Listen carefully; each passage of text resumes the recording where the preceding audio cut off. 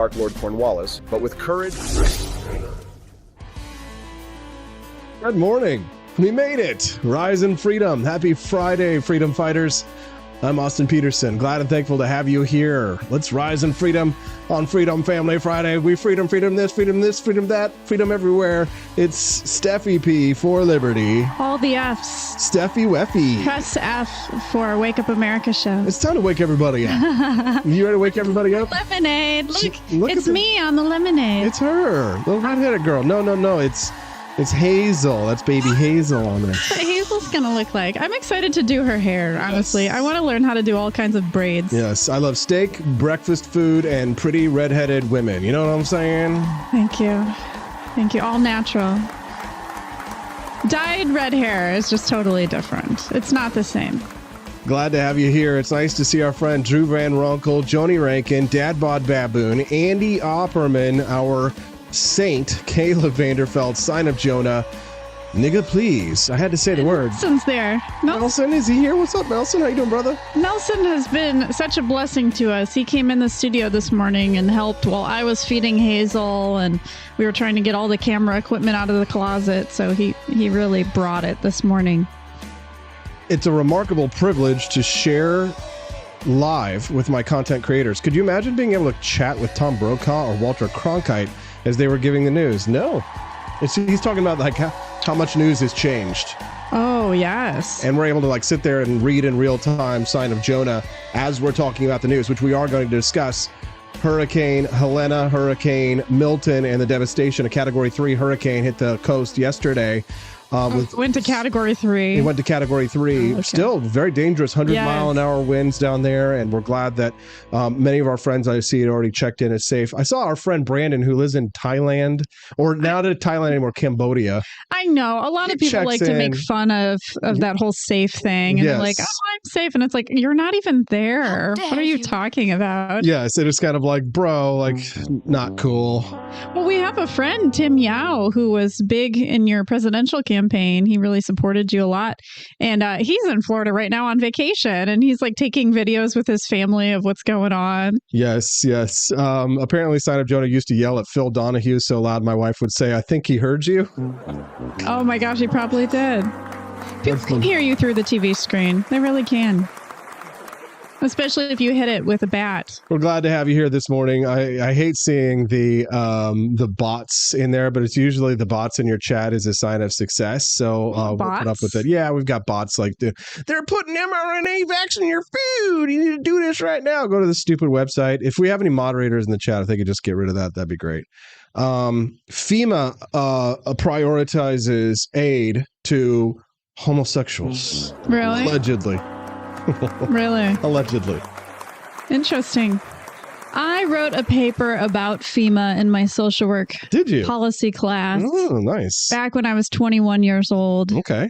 And it was right after Hurricane Katrina, and my teacher was very leftist. Really? And she wrote me a 1-page rebuttal to my paper because I was all like, privatize the aid. Yes. FEMA Put sucks. it back to the states. And she gave me a bad grade on that paper wrote why I was wrong. So I redid that paper and I threw even more libertarian stuff in it. Steffi! And her, and she gave me a better grade after that. Steffi! That's 2 applauses for you. Oh, yeah. You know how those liberal professors be? In social work school, it's bad. It's real bad. You cannot have differing opinions. It's bad. There. It's bad everywhere. Here is a University of Kansas professor talking about men who don't vote for Kamala and what should happen to them. Take a listen to this. Guys are smarter than girls. You got some serious problems. That's what frustrates me. There are going to be some males in our society that will refuse to vote for a potential female president because they don't think females are smart enough to be president. We could line all those guys up and shoot them. They clearly don't understand the way the world works. Excuse me? Who is this man? Who is he? That is a potentially former professor at the University of Kansas. Wow. Statement from the university regarding this video. The university is aware of a classroom video in which an instructor made an inappropriate reference to violence. The instructor is being placed on administrative leave pending further investigation. The professor is offering his sincerest apologies, regrets the situation. His intent was to emphasize his advocacy for women's rights and equality, up to and including putting people like myself up against the wall. I don't think it's that men say they don't want to vote for Kamala because they're not as smart as men. I think it's for the reason that so many women tell me that they would not vote for women presidents or women judges. It's because their judgment is impaired at least once a month. Yeah, I was going to say they're just too emotional. Now, I would vote with emotion. I would grant logic. I would grant an exception to someone who might be referred to as like the Iron Lady. If America had like an old, wizened, conservative battleship of Margaret Thatcher, and she came in and she was like, looking to make America great again, then I would probably vote for that woman as president of the United States. You probably need a woman who's post-menopause, who doesn't have a monthly gift that's going to mess with her emotions. Yeah. And they say we're the bad ones because we make jokes about this. We're the evil ones, but yet they want to line us up against the wall and get shot. We've got a sound clip for that. No offense, but it sounds like some fucking commie gobbledygook. Maybe I'm just really dissing on women here, but are we really as smart as men? I think men are smarter than women. No, listen, there's different kinds of intelligence. You know what I mean? Like there's men are better drivers. Women have like certain types of intelligence that play well. So like women have like a different type of vision than men do actually. Like I think you actually can see more colors, or you have some kind of like a long something. Women have like snipers. Women, yes. So that was my next point. Stephanie, you read my mind. I know. I'm just so into you. So into you. But anyways, I just thought it was perfect timing because you talked about FEMA and your professor, and I had that clip queued up to play today. Oh, isn't that funny? You didn't even know that I had that clip ready to go. No, I didn't. Because I've got a million billion clips. I was feeding Hazel and putting on my makeup up until the last minute. I did not even see the rundown for the show. I have no idea what we're talking about. We're talking about the question of whether or not FEMA prioritizes aid to homosexuals. I mean, I think they should prioritize aid to Jewish people, honestly. So I don't know. Why prioritize to one group and not another? Yes. So the Wake Up America show is brought to you in part by viewers and listeners like you. Thank you for everyone who has been supporting us. Next week, Stephanie, the big launch. Yeah. Tuesday, Daniela Pensak's Culturama from 7 to 9 p.m. Central Time. Mm-hmm. So Culturama launches Tuesday. Then on Thursday, we've got the Liberty Tonight Boys. Oh my goodness. So that means on Friday morning, we're going to be so tired. Yeah, a week from now on Friday morning, if you thought I was stressed this morning with all the stuff going on this morning and breaking and not being, disappearing. And then next Friday, I'm just going to be like, because we're going to be awake until at least 11 o'clock at night. Please, no. Usually we go to sleep at 8:30. Yeah. So I don't know how this is happening. Yeah, it's next week is going to just suck. And you know what? How I've been telling you about this week as I've gotten like all my battle map all prepared in front of me is what would we have to do when things suck and you don't want to do them? Embrace the suck. Embrace the suck. That's a really popular phrase in the hiking community, apparently. When you're hiking up a mountain, you say embrace the suck. Mm-hmm. Mm-hmm. Embrace the suck. It works. Yeah, because like the last 3 weeks, just a little behind the scenes stuff, like there's been a change in the Peterson household, hasn't there, Stephanie? Oh, you have transformed yourself a lot. I've transformed myself in the last 3 weeks. Yeah, how have I transformed? Well, you organized a couple rooms in the house, including your office and the garage. You made a new calendar for yourself. I know, yeah. And I didn't push him to do this, ladies and gentlemen. I don't bug him to do these things. Mm-hmm. I just let him do what he wants. Yes. And then you made a new calendar for yourself. Mm-hmm. And it is structured in such a way where you even have time for mindfulness every day. That's right, 15 minutes. You are really taking care of your mental health, I must say. I am taking care of my mental health. I'm taking care of my family. I'm stepping in to help you when it's necessary, changing diapers. Yes. Doing everything I can to be a good father while I stand in the breach, ready to launch this network.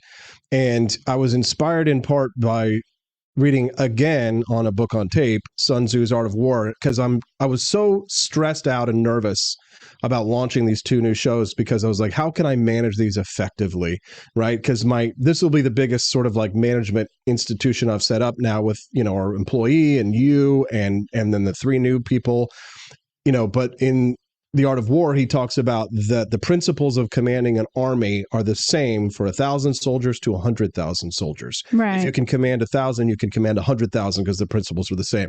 So I just hired a CEO. I didn't talk about this yesterday, but do you know what I did? What I did for my CEO? ChatGPT. That's right. ChatGPT is my new CEO. The robot is ruling our life. That's right. We put if the robot is wrong? What would happen? I always check its work. For example, you have to, because I remember I used to do these Guns of the President's videos, and one day ChatGPT told me that Bill Clinton accidentally shot a shotgun in the White House and shot into the wall. And I was like, what the hell? How have I never heard about this?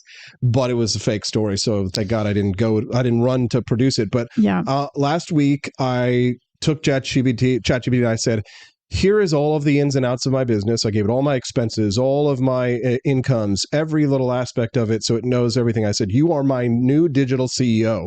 You will increase revenue of my business 10 to 15% each quarter. Quarterly, we will increase it 10 to 15% because that's the job of a CEO. And then it asked me all these questions and then spit out all this information so that I could coordinate with all of my team members and give everybody assigned roles so that we all know what we're going to do for the next 3 months, so that when the launch of the For Liberty Network with the 2 new shows launches, we're going to kick so much ass. We're going to take over.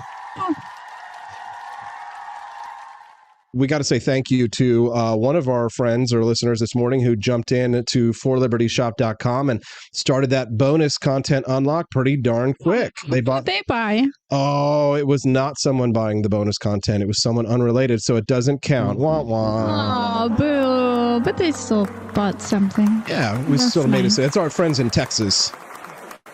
The radio show, Walton and Johnson guys. Yes. So yet another business deal that you have going Another on. business deal and relationship that I'm managing. So yeah, your business is just becoming so big. Yeah, it's managing. So you really just have to organize yourself, which is what you did, so you can keep everything in line. Yep. So staying organized, being a good father, balancing things healthily, and being creative and being productive, and taking a little time to smell the roses as well. So that's what I told ChatGPT to do. Give me all of these things. Give me a healthy work-life balance and the calendar and the time. And then now everything is just in its right place, as Radiohead might say. So we can now kick so much ass next week with the launch of Culturama and Liberty Tonight.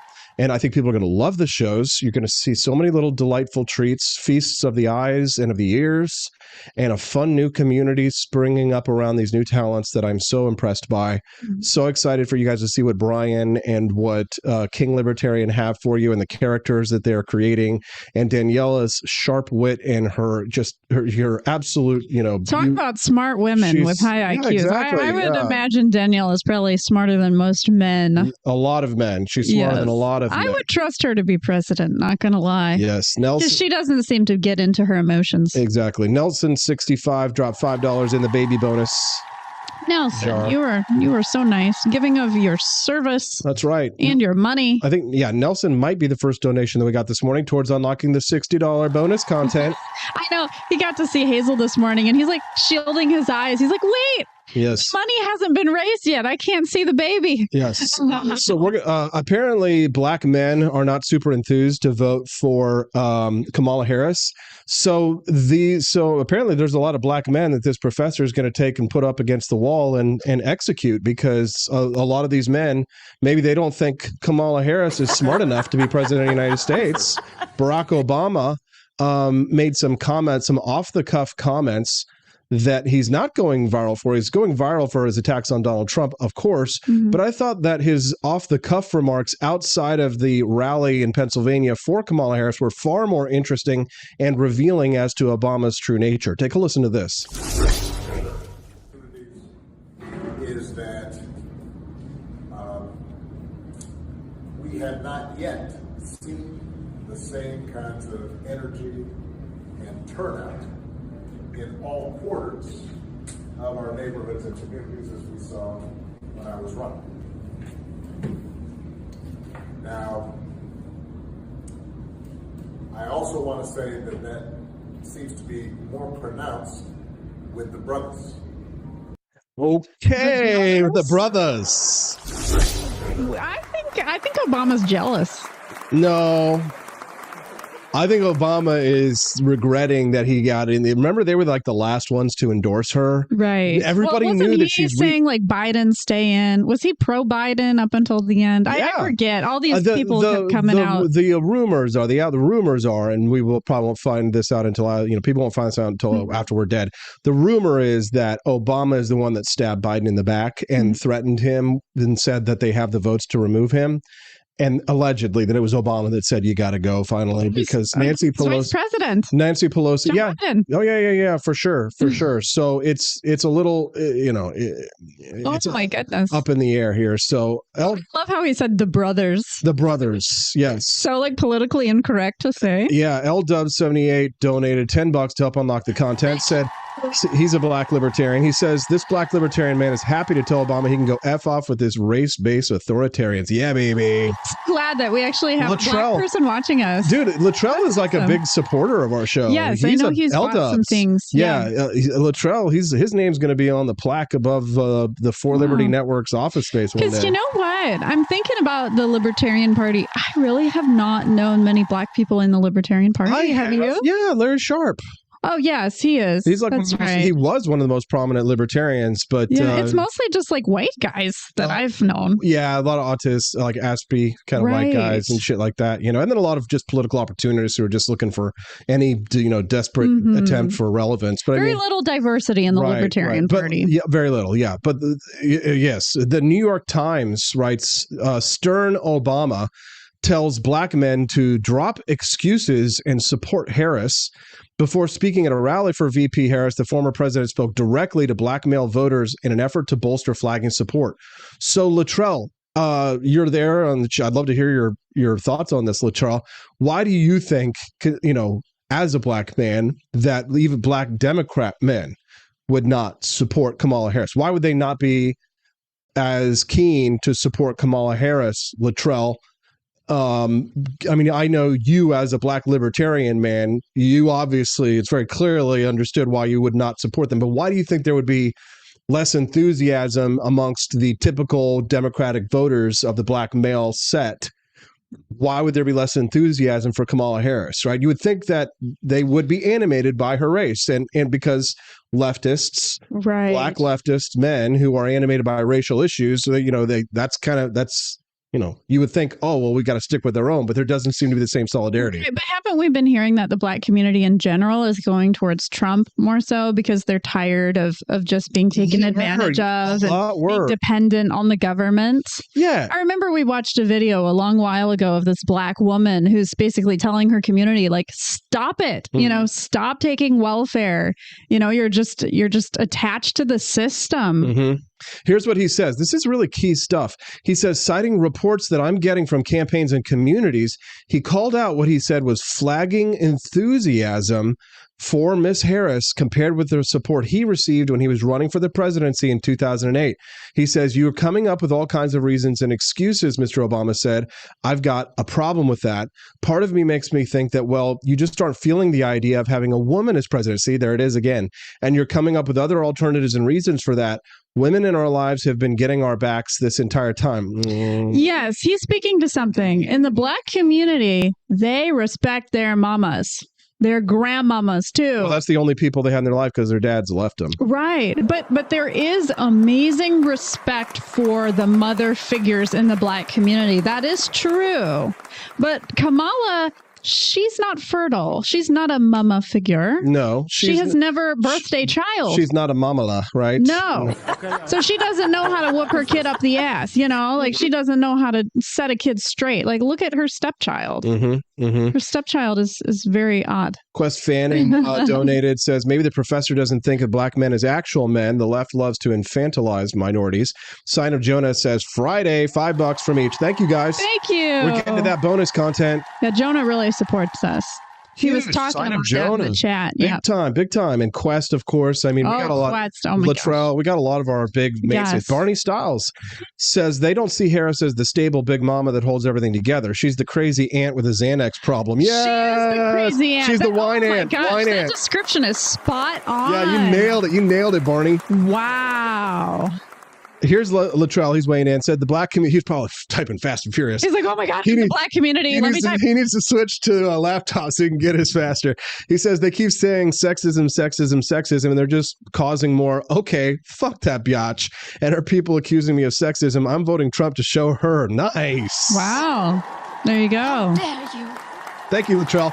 And Kamala is not 100% black either. No, she's half Indian. And remember, she wasn't even black years ago. Well, she was only Indian. She was Indian, and now she's black. Right. Because you got to punch up the typical minority. She's not running. She's not going out there. Namaste. Right. I'm a neighbor, Kamala Harris. I'm Kamala Khan. I'm Kamala Khan. Let's show me your bobs and vagine, you know. So maybe the black community is not completely in solidarity with her because she's not completely in the black community. How much racism, even though she claims she is. How much racism and misogyny can we include in one podcast? Take it easy there, AP. Okay. Oh, yes. Isn't Obama half though as well? Obama's not fully black either. He's That's right. He's a brother, meaning white brother. John Rail says for the horde, $5. Thanks, John. Thank you. We're gonna definitely hit. John is amazing. John has been a huge supporter, and he's been really helping out Baby Hazel too. How's that? Oh, with gifts. Oh yeah, that's right. That's right. Oh, and Drew Van Runkle. He dropped a $5. It says, jumps on a bonus baby train. Oh, you guys want the baby. Rolling. I see. They're hating. Catch me riding dirty. Gonna catch me riding dirty. Drew Van Runkle wants to help unlock the bonus baby. We got to hit $100 for the bonus baby, but I think we'll get there. We got to. Yeah, and maybe the men will like Kamala more if she shows some skin. You know, it's like we've got so many hot political women out there now that are showing their boobies. You know, it's great. She needs to take off that pantsuit. And you know what? I agree with you completely, Stephanie. And I'm sure she's got a nice bod under there, doesn't she? This is my wife. Have we ever seen her in a swimsuit before? I get to go home with this woman. Does she wear like a pantsuit swimsuit? My wife is it's waterproof. My wife is so sexy. She doesn't mind talking about boobies. Grok over on X. I create AI images with Grok. Yeah. And it makes Kamala kind of uncomfortably hot. Uncomfortably hot. She was really cute when she was young. Yes. Also, we've got a special surprise today on the show, and I'm going to open this up. Now, I don't want to be accused of being greedy, but we have to raise like quite a bit of money for the For Liberty Network because it's been very expensive. We need to refill our coffers. So I am going to offer an extra bonus today. Oh my God. To see the libertarian token of power that we hold inside of a sealed box. Oh. You know what's inside of this sealed box. Oh, no one else except for one other person knows what's inside. Bugging you to open it all week long, and you have not opened it. And I'm like, why are you not opening it? Because I'm going to tell you what, I don't know if we're going to get there. We've never done this before, but we're going to have a bonus libertarian icon of power today unlock. If we hit $60, you'll see the bonus content. Okay. If we hit $100, you see the bonus baby. Okay. If we hit $150 today, we will unlock the box. Oh my God. It is a libertarian icon of power, and it will join the show and bring us good luck. Almost like a good luck Buddha. It's like a libertarian time capsule. So, to some extent, right? Yes. So if you would like to see the icon of power, Stephanie, if you could just reach over there and grab that box. Oh. People want to see us open that box. We have a knife to open it. It's a special gift from someone who sent this to me as a token of gratitude, and I think that you're going to want to see what's inside the box. But we have to hit the $150 level. So it's not very heavy. If it's Friday, payday Friday for some of you, and you would like to see what's inside the libertarian icon of power box and bless us all. Can you bless me with something? Oh, gosh. Money-wise. Please. Can you suck it? What? There it is. So we will, if we hit $150, we probably won't. In which case, I'll just take it home and keep it there, and it'll be we'll never open it? No, we'll never open it. No. Oh my gosh. It is a one-time offer to see what's inside that box. And it is a special libertarian avatar.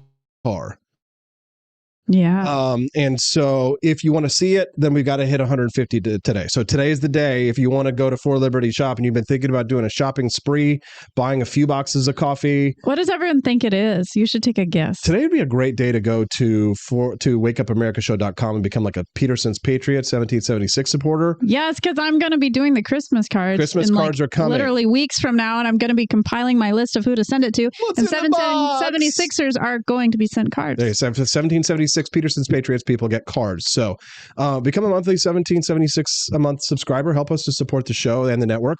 And if we hit $150 today, then we will open up the box. What's in the box? Yeah, guess. So it's kind of lightweight. Take some guesses.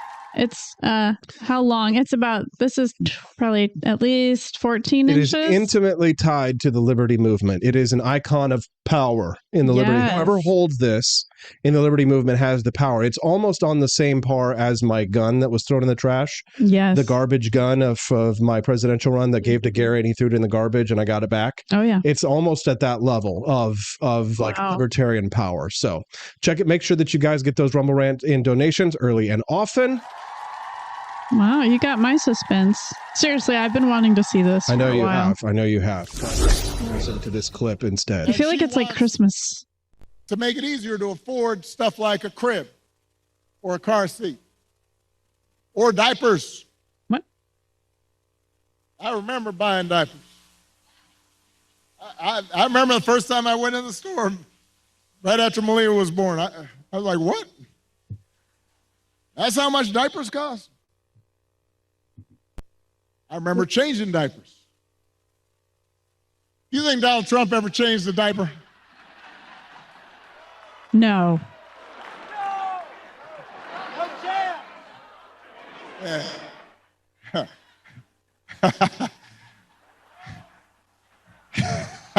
I almost said that, but I decided I shouldn't say it. What was he going to say? So he says, do you think Donald Trump ever changed his diaper? Someone in the crowd shouted, his own.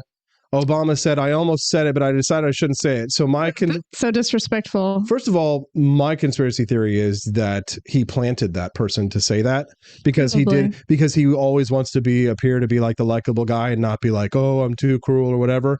So like he said, you think Donald Trump has ever changed a diaper? Then he had somebody who just happened to be able to be loud enough to be heard by the microphone, even though they shut off all the mics for the most part other than his. Oh my goodness. So, we just happened to hear his own as somebody. Take the magic out of the whole situation. Why? Well, I'm pulling the curtain behind all these assholes. You know what I mean? So, I mean, first of all, I don't know if Donald Trump has ever changed a diaper. I would venture to wage that he probably has changed at least one or two. I think at least because we watched this special on his son Barron, and I mean he has had nannies his whole life, so I highly doubt it. Maybe when the nanny was on vacation or on a holiday. You know what? Every man probably in his life gets curious and says to himself, you know what? I'm going to change the diaper. And Melania's probably like, hey, curiosity, even like a powerful man like Donald. First of all, to some level, who cares? But then on another level, I'm kind of like, that does make him less relatable. And that's been my complaint about him. I mean, I'm still thinking he doesn't have a good chance because you can't connect with him as a normal person. I mean, he was talking about during his rally in Butler, Pennsylvania, that he called a really nice restaurant to get his billionaire friend a seat in the restaurant. It's like, okay, none of us can relate to that. We don't have billionaires calling restaurants for us to get us a seat. Well, I don't have billionaires doing that, but I have like some millionaires who do that for me. Right. But, maybe like you're an icon as well. You're a public figure.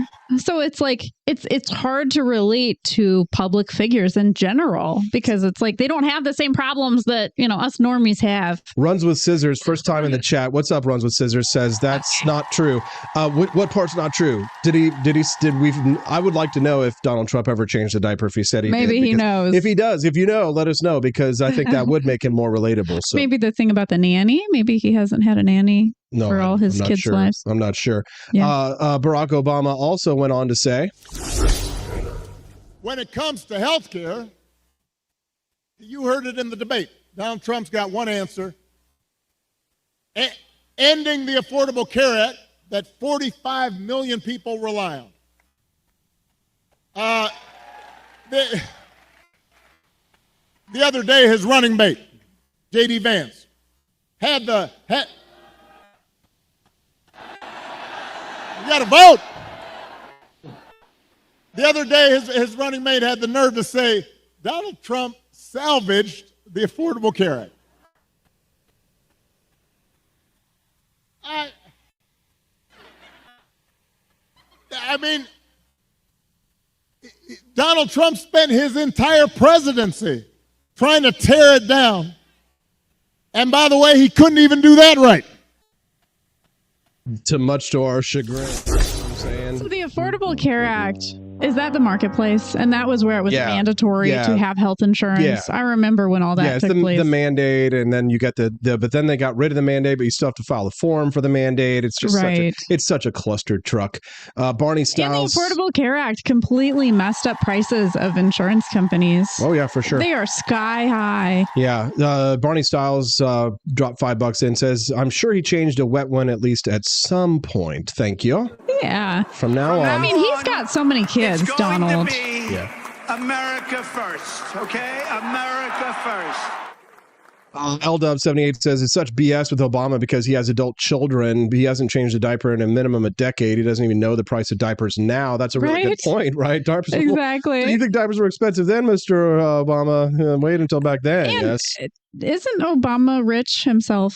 Is he a rich man? Yes. Yeah, of course. Very rich. So how can he really relate? He never had problems affording diapers. Yes. I highly doubt it. You know what's really funny and ironic? That because we were just talking about like being an icon and getting like perks of stuff for free. Yes. I literally just got the message from Alex. Cole County Gun Show this weekend.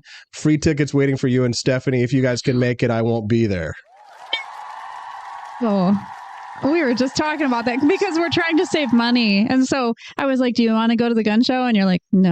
And I'm like, well, if it were free, that'd be really nice. We could just go and look. You know, we don't have to pay the fee. But look at that. Oh, so look, we get to go to the gun show. Now I feel bad. Oh, do you feel bad? Because you're out of touch? Because you're out of touch with a normal person? No, you're never going to be normal. That life is over. It's over. Oh, gosh. You must be a member of the elite. Where I am such a people pleaser that if I'm given things, I feel guilty. Mm-hmm. Like if I'm, in some luxurious place, like a really nice restaurant. I remember my family took me to a nice restaurant a long time ago when I was a kid, and I was pouting the entire time. Steffi, I was like so sad because everything was expensive and I felt bad. I'm just going to say this and then we're going to move on. Steffi, do you realize how hard I've worked my whole goddamn life so that I can get to a position? I went from a nobody, a farm boy and peculiar, nobody gives a shit about you, to the streets of New York City playing guitar and to in poverty, to Washington, D.C., to New York, back to Washington, D.C., back to New York, all the way back to Kansas City, run for president of the United States, run for U.S. Senate, put my ass out on the line every day, endure the slings and arrows of outrageous fortunes. Right. And then I get a couple of free tickets to the gun show. You know what? Enjoy it, Stephanie. Her husband earned it.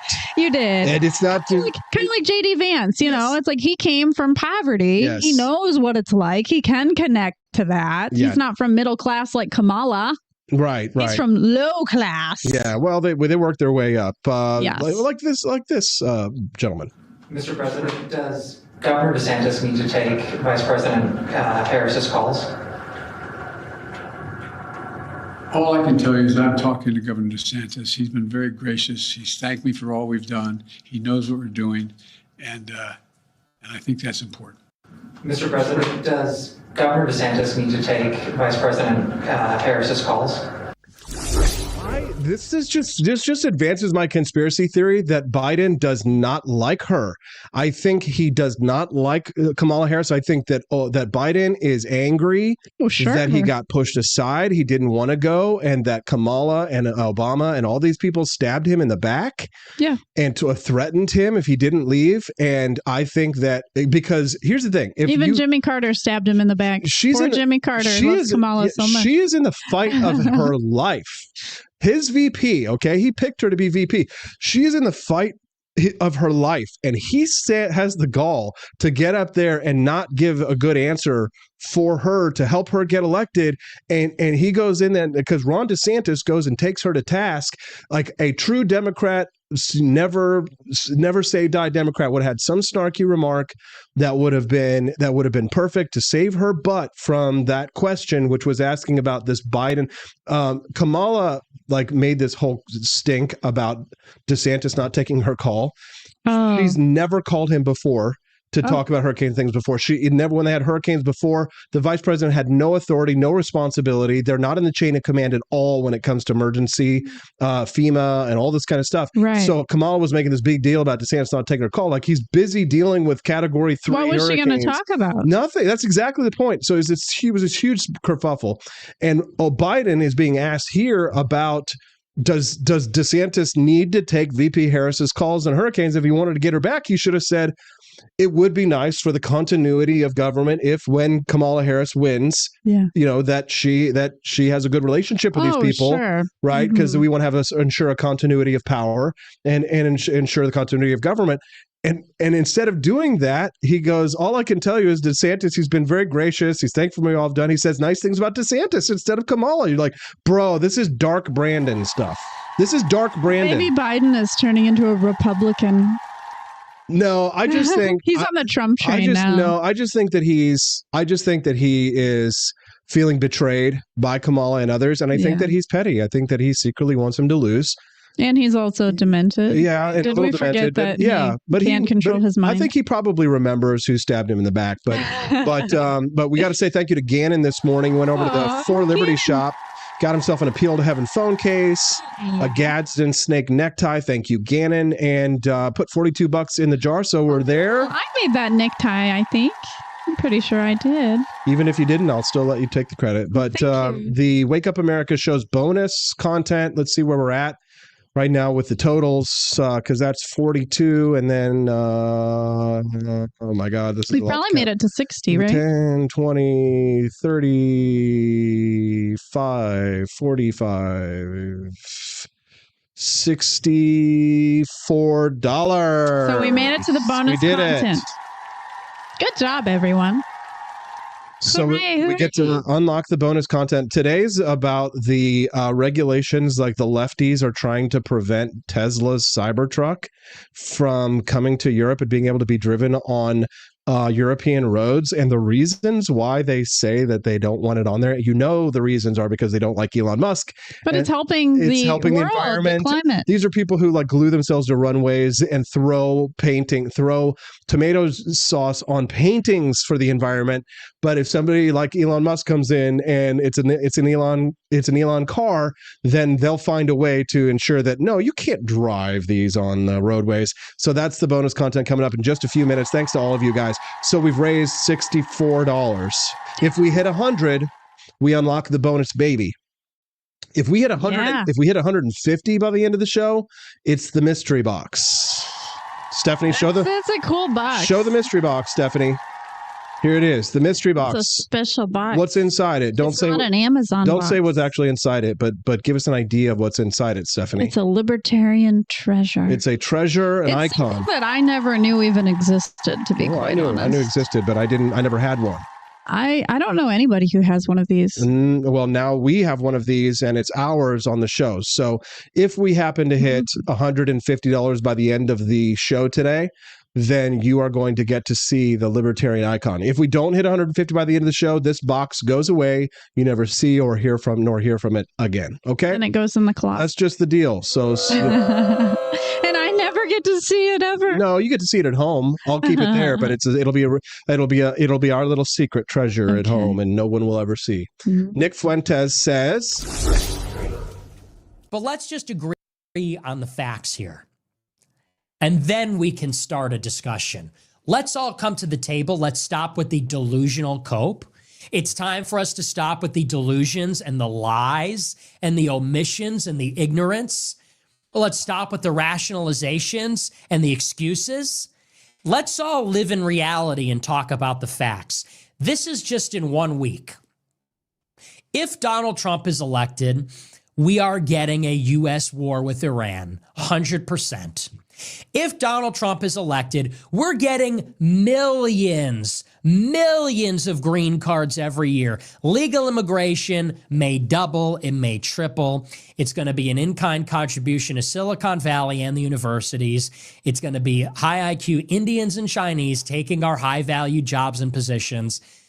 We now know that is their policy. It's coming from Jacob Hellberg and David Sachs. It's indisputable. That's what we're getting. If Trump is elected, we're getting Jared Kushner. You are not getting loyalists. You're not getting Project 2025. You're not getting anybody that has ever criticized Israel. If anyone who is hired in the Trump administration is found to have criticized Israel, they will be fired. If they have ever done it in the past, they won't be hired in the first place. Project 2025 is radioactive. They're not being hired. Jared Kushner and Howard Lutnick are doing the hiring. Ben Shapiro and American Moment and Brooke Rollins and AFPI are doing the hiring, and they all want to bomb Iran.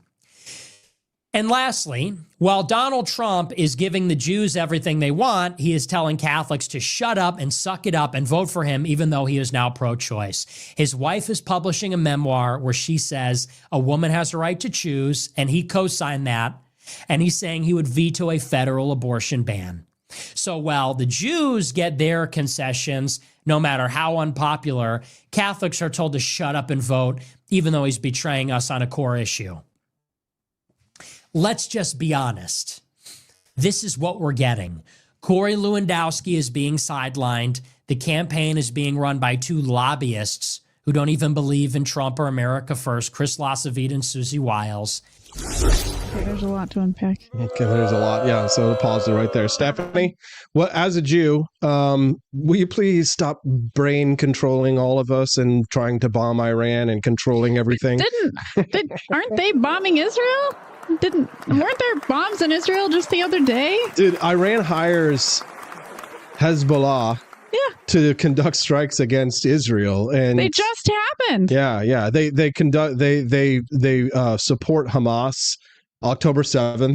Right. You know, where do you think that money comes from? Iran. It comes from Iran. They have all the oil money. Ironically, it comes from the United States because the United States gives Iran billions of dollars, right? It's a please don't attack us, tribute, but we should probably, he's all freaked out about bombing Iran, but it's like we're paying tribute to them so they won't attack us. But it's like at some point you have to just say, okay, we're going to kill the Muslim pirates of Barbary fame, like Thomas Jefferson did. We're going to beat some libertarians, but we're going to kill the shit out of terrorists and Muslims who are trying to kill us from the Arab world because they've been trying to kill us since the early 200s. If Israel kills them all off and takes over the Middle East, the world will be a better place. It'll be a more peaceful place.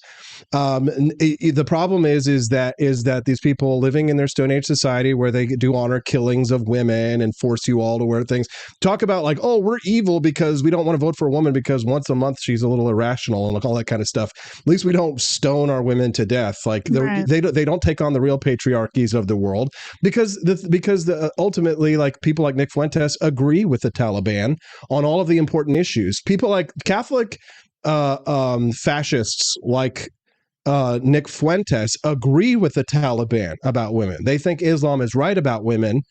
Has he ever been to the Middle East before? No, hell no. They sympathize with them because they are their ideological cans.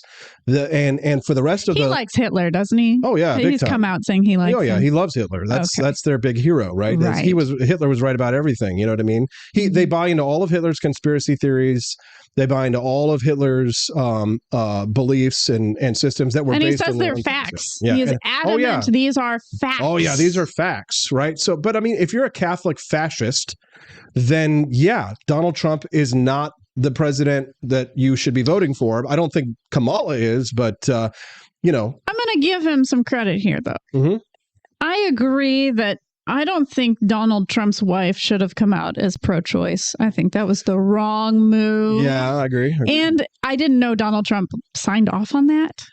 Mm-hmm. And Donald Trump also is coming out as a little bit more pro-choice because he's allowing abortions. Here's another reason. Here's a reason during certain instances. Here's a good reason to vote for Donald Trump. Take a listen. We have somebody else that I think is amazing. I had to compete with this guy. And I thought it was going to be easy, but it wasn't. He was nasty. He was tough. quick. He's smart as hell. Who? And he knew you know who it things is? that a lot of people didn't know He and had to didn't compete with the understand. He guy. did amazingly well because he started really as a rookie, right?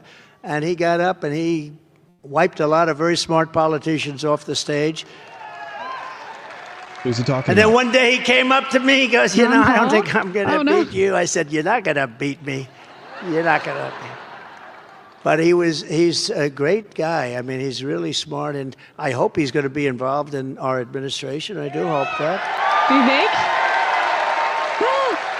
Really? Because we can put him Giving in me charge of one of these butterflies. big monsters, and he'll do a better job than anybody you can think of. So, Vivek, please, thank you very much. He's a great guy. Thank you. Wow, he did Yeah. Vivek's dreams just came true right there. He's been wanting this so bad. Absolutely. It was Vivek Oh. Ramaswamy. I'm super excited about that because he is one of us, man. He's one of us. Yeah, we've really been wanting Trump to notice Vivek for a long time. Well, he has, and he's definitely been, kind of keeping him close. And I think Vivek has acted as a surrogate for the campaign. So I think it's, I think that there's a misunderstanding though when Trump says, put him in charge of one of these behemoths. We kind of expect Vivek Ramaswamy to go Javier Milei on their ass. Afuera, right. Afuera. Just like Elon Musk, Exactly. he's like, I want to put Elon Musk in. And it's like, let's just abolish these different agencies here. Yeah. So the whole thing for Elon is he's too busy. He can't work for the government. So he's going to work on a government efficiency commission. It's called a Department of Government Efficiency.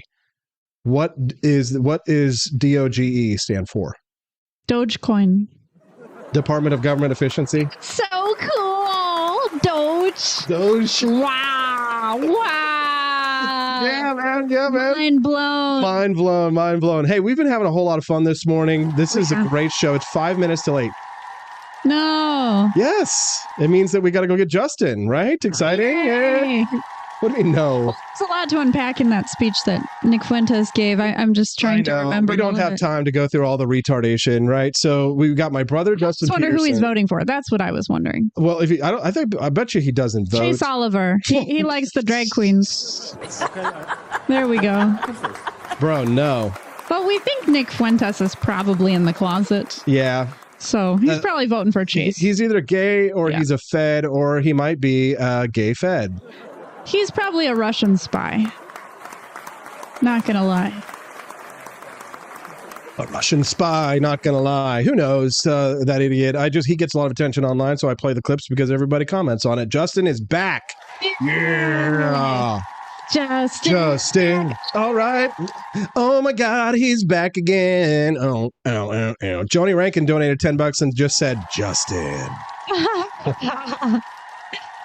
Justin's got a lot of fans. He's got a lot of fans, so it pisses me off whenever he's not on the show. So let's go get him right now. What do you say, Steffi? You ready? Yay! Let's go get him. Enjoy the bonus content. It's unlocked. But can we get to the bonus baby question? An even bigger question, can we make it to the bonus box? Do you want to see what's inside the box? We got to hit $150 by the end of the show. Go to forlibertyshop.com. It's the Grift Shop. And we'll be right back on the Wake Up America show on the For Liberty Network. Big and sharp for European roads, say campaigners.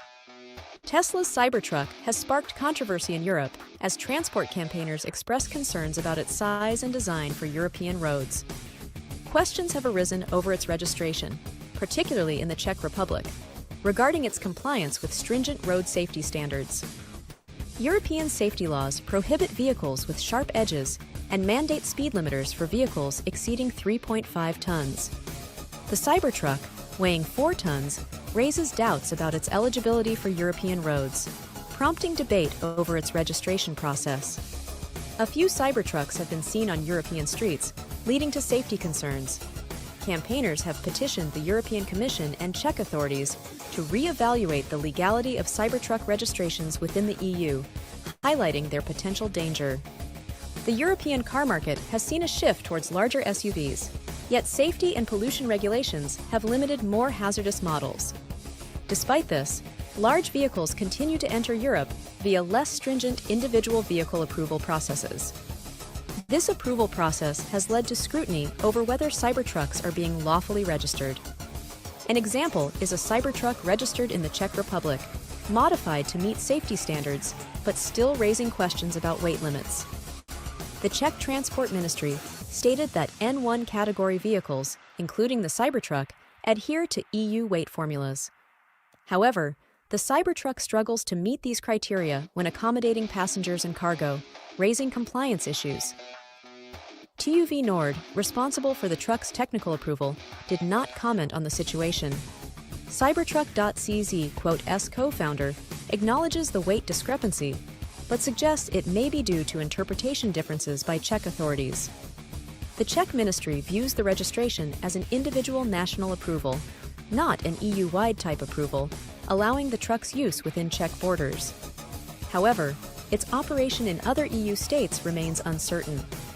Campaigners argue that Cybertrucks pose significant risks and fail to meet European standards. They've requested a temporary suspension of these vehicles from public roads pending a thorough review. Studies show that larger, heavier vehicles are more lethal in collisions, with increased front-end heights correlating to higher pedestrian fatality risks. This disproportionately affects vulnerable groups like women, children, and the elderly. Despite criticisms, Slovak of Cybertruck.cz argues the Cybertruck poses less danger than some European SUVs. He advocates for adjusting EU weight regulations to account for electric vehicles' heavier batteries, yet sustainable advantages. In the US, the Cybertruck has already faced safety issues, prompting Tesla to recall all units earlier this year. Tesla has not commented on the European situation or the safety concerns raised. Campaigners assert the Cybertruck's registration in the EU is unlawful, contradicting European road safety principles. They question its crumple zones, rapid acceleration, and limited direct vision, particularly concerning child safety. The European Commission seeks further details on national requirements and safety protocols to evaluate the Cybertruck's registration. This topic is set for discussion with member state authorities at an upcoming enforcement meeting.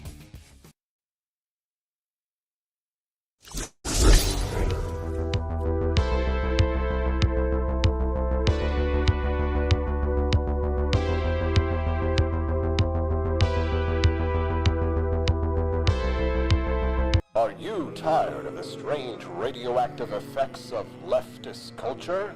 Do you ever wonder what happened to good old-fashioned American values?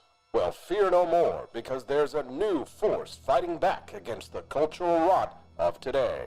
Introducing Culturama, a right-of-center talk show that's taking back the future today.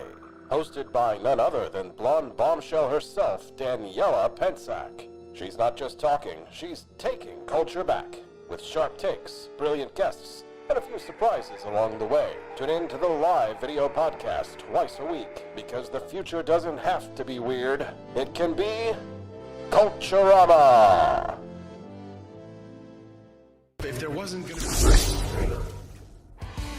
Good morning, rise in freedom. Happy Friday, I'm Austin Peterson. You're watching and listening to the Wake Up America show on the For Liberty Network. Next week, 2 brand new shows, forlibertynetwork.com. Culturama starring Daniela Pensack. You just saw the sneak peek little trailer there to advertise that retro, radioactive, communist, zombie fighting. Marilyn Monroe with a master's degree. Yes, I wrote all that myself. Daniela Pensack for Culturama, and then Liberty Tonight. The boys, it's the boys. It's going to be fun. It's funny. It's brothers. The brothers. The brothers from another mother's. Liberty Tonight launching Thursday night, 7 to 9 p.m. Central Time is Culturama, Tuesdays and Thursdays. And then right after Culturama is over, Thursday night, Liberty Tonight, 9 to 11. It's the only liberty-loving late-night talk show in existence. Wow. It's going to be a big night Thursday. That's right. A really big show, as Ed Sullivan might say, a really big show. And that's the kind of style of talk show that it is, a variety show, a fun show. You'll laugh, you'll cry, you'll poop your pants. make sure that you're following them over on their Rumble channels. It's rumble.com/Culturama and rumble.com/Liberty Tonight. Names the shows. Follow them, like them, get them notifications, and kiss me, baby, because I'm going in hard and wet. Oh, baby. Oh my God. Oh. Wow. Speaking of hard and wet, my brother Justin Peterson joins us live on the Wake Up America show. Good morning, Justin. How's it going? Thanks for mugging for the camera. Ready for this? I've only had 2 cups of coffee. I don't know. JP, we missed you. Where have you been? I have been a busy little monkey. This is the busiest time of year for me when I have to get all of these aspirational high school music theater devotee kids ready for their college auditions, and so we have pre-screens where they have to film themselves. It's sort of, I don't know, I'm trying to remember, like, I don't think when we went to college we had to do any kind of like pre-filming of ourselves before we went to like the schools. That didn't exist yet. Yeah, and I like the whole market for musical theater programs is enormous. It's just exploded in the past like 15 years. Great. So even more people who won't be able to get jobs like us. Well, I mean, this is the thing, though. This is my tirade. This is my tirade about academia. For a dying industry. But go ahead. Well, my tirade is that the schools of arts should really be, and I told you this yesterday, the schools of the performing arts should really be helping kids learn how to be capitalists and not socialists. Mm-hmm. Because when they come out of their programs and they don't have a lot of money, then there's the resentment that sets in, right? There's a resentment because you've paid all that money for your college degree, and then you're like, I can't get a job. But they don't teach you how to get a job in college. That's not their concern, which it should be. So then what happens is that these kids all become, agitated socialists because they're like, well, I'm resentful, and now I want my piece of your money. And I'm like, to me, it seems like it's by design. And many of the professors, speaking of socialism, many of the professors are saying things to their students like this. Guys are smarter than girls. You got some serious problems.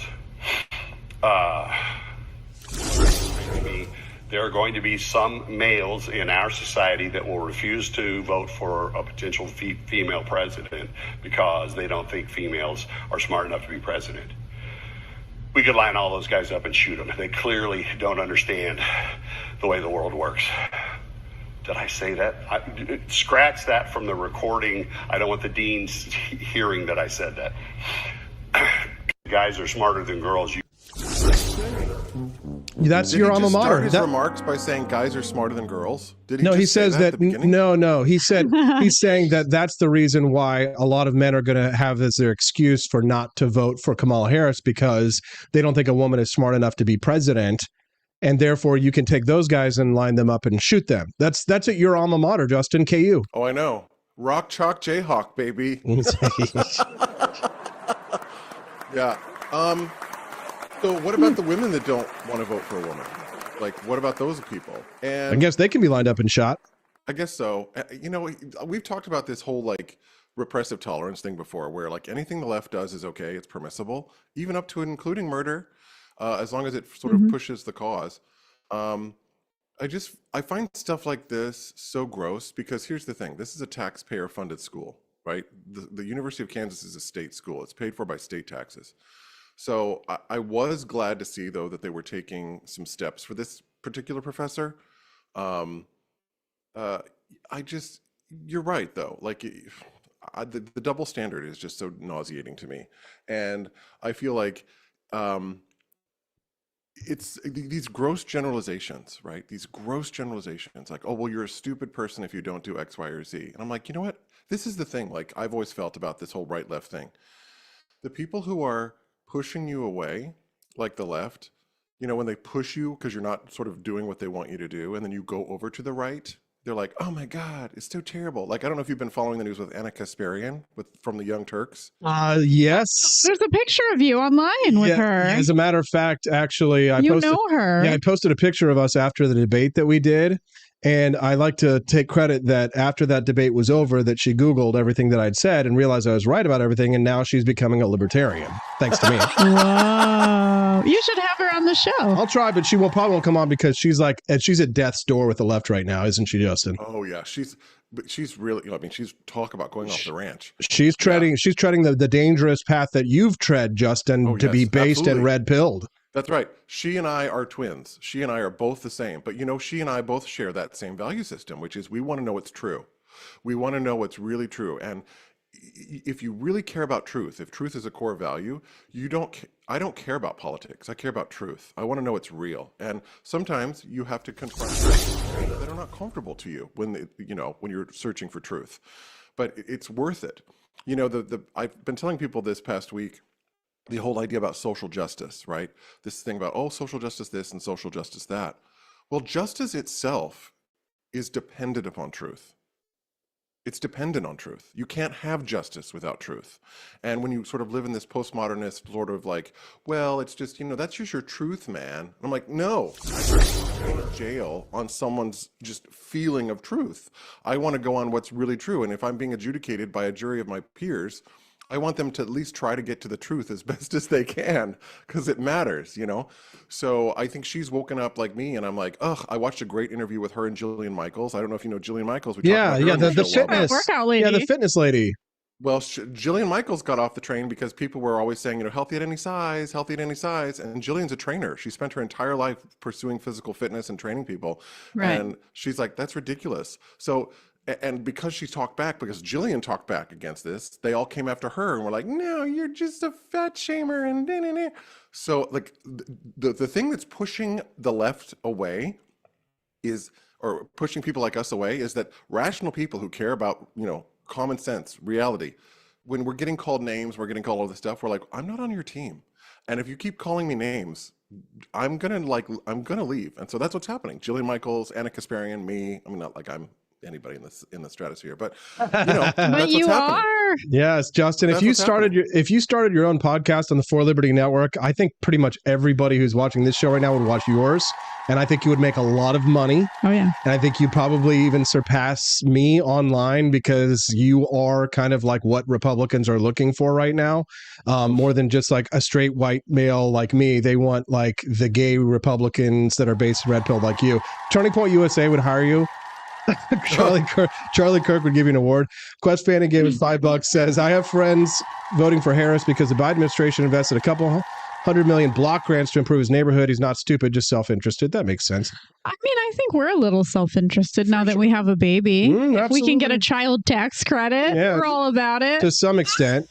There is a singles tax. There's no question. I sometimes want to go on a cruise by myself, because sometimes because I live in Boston and the pier is right here, and so I can go from Boston right to Bermuda. It's a real. That's awesome. Wow. But if I were to go and get a room, like a stateroom, it's like $1,000, to go. And I'm like, well, but if I went with someone else, it would only be $500 because the room rate doesn't change based on occupancy. It changes. It's just what the rate of the room is. Like Stephanie and I split the cable bill, Yeah. So I'm like, there is a singles tax, man. And also like it's a private business owner. I don't have a secondary income. Like I don't have a spouse. I don't have anybody else who's bringing money into the house. It does make a huge difference. I'm like, when you've got someone else with you and sharing those expenses, it does. It really does. We are number one on X right now. Number one, Ichiban. Number one. So 4 out of 5 days this week. Yesterday, the show was down because they needed the studio. So it could have been 5 out of 5. But of every day this week that this show has been live, the Wake Up America show has been the number one political news talk show, live show in the mornings on X. Thank you, Elon Musk, for giving me free speech. Man, when I got a level playing field, I'm not being suppressed by people like Mark Zuckerberg, and I'm allowed to just let my content compete on a level playing ground, I can get there, baby. I can beat them all because they need an army to compete with our level of talent and the skills of what we do here, what we bring every single morning. And then, we've got Freedom Family Fridays, and we have got incredible shows 5 days a week. The content, the quality of the content is what keeps bringing people back. And we've got a healthy community, and it's exciting to see. Perfect timing for the launch of the network.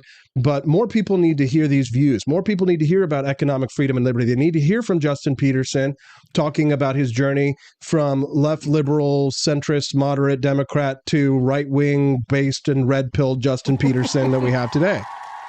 It's funny, like when I've experienced this a lot. Like when you leave a box, like when you have been in a box or something, then you go somewhere else and do something else. People always want to then put you in the other box. So this is all my whole thing with the right-left dichotomy. I reject it in total. I mean, like, I'm politically non-binary. That's what I like to say, because it's like, well, if you're not A, then you have to be B. I mean, that in itself is black and white thinking, right? Well, if you're not this, then you're that. I'm like, that's way too simplistic. And as you and I know, we've seen that political compass. We've talked about this before on your show. Like, if you look at the plot points on the political compass, you realize that even in one quadrant of that compass, that people don't agree. Right? Like, people in the right lower quadrant don't all agree on everything, and in the lower and the upper. So, like, the idea that you're just A or you're B, to me, is a false dichotomy. It's a completely false dichotomy. And that's not how the world works. That's what us libertarians always talk about. Who's a real libertarian? We're always fighting about that. Yeah, it's king of the midgets. Even among libertarians, there's just so many different kinds. Tallest midget contest. Tests. I don't like purity tests. But with the libertarians, it's always like a tallest midget contest. You know what I mean?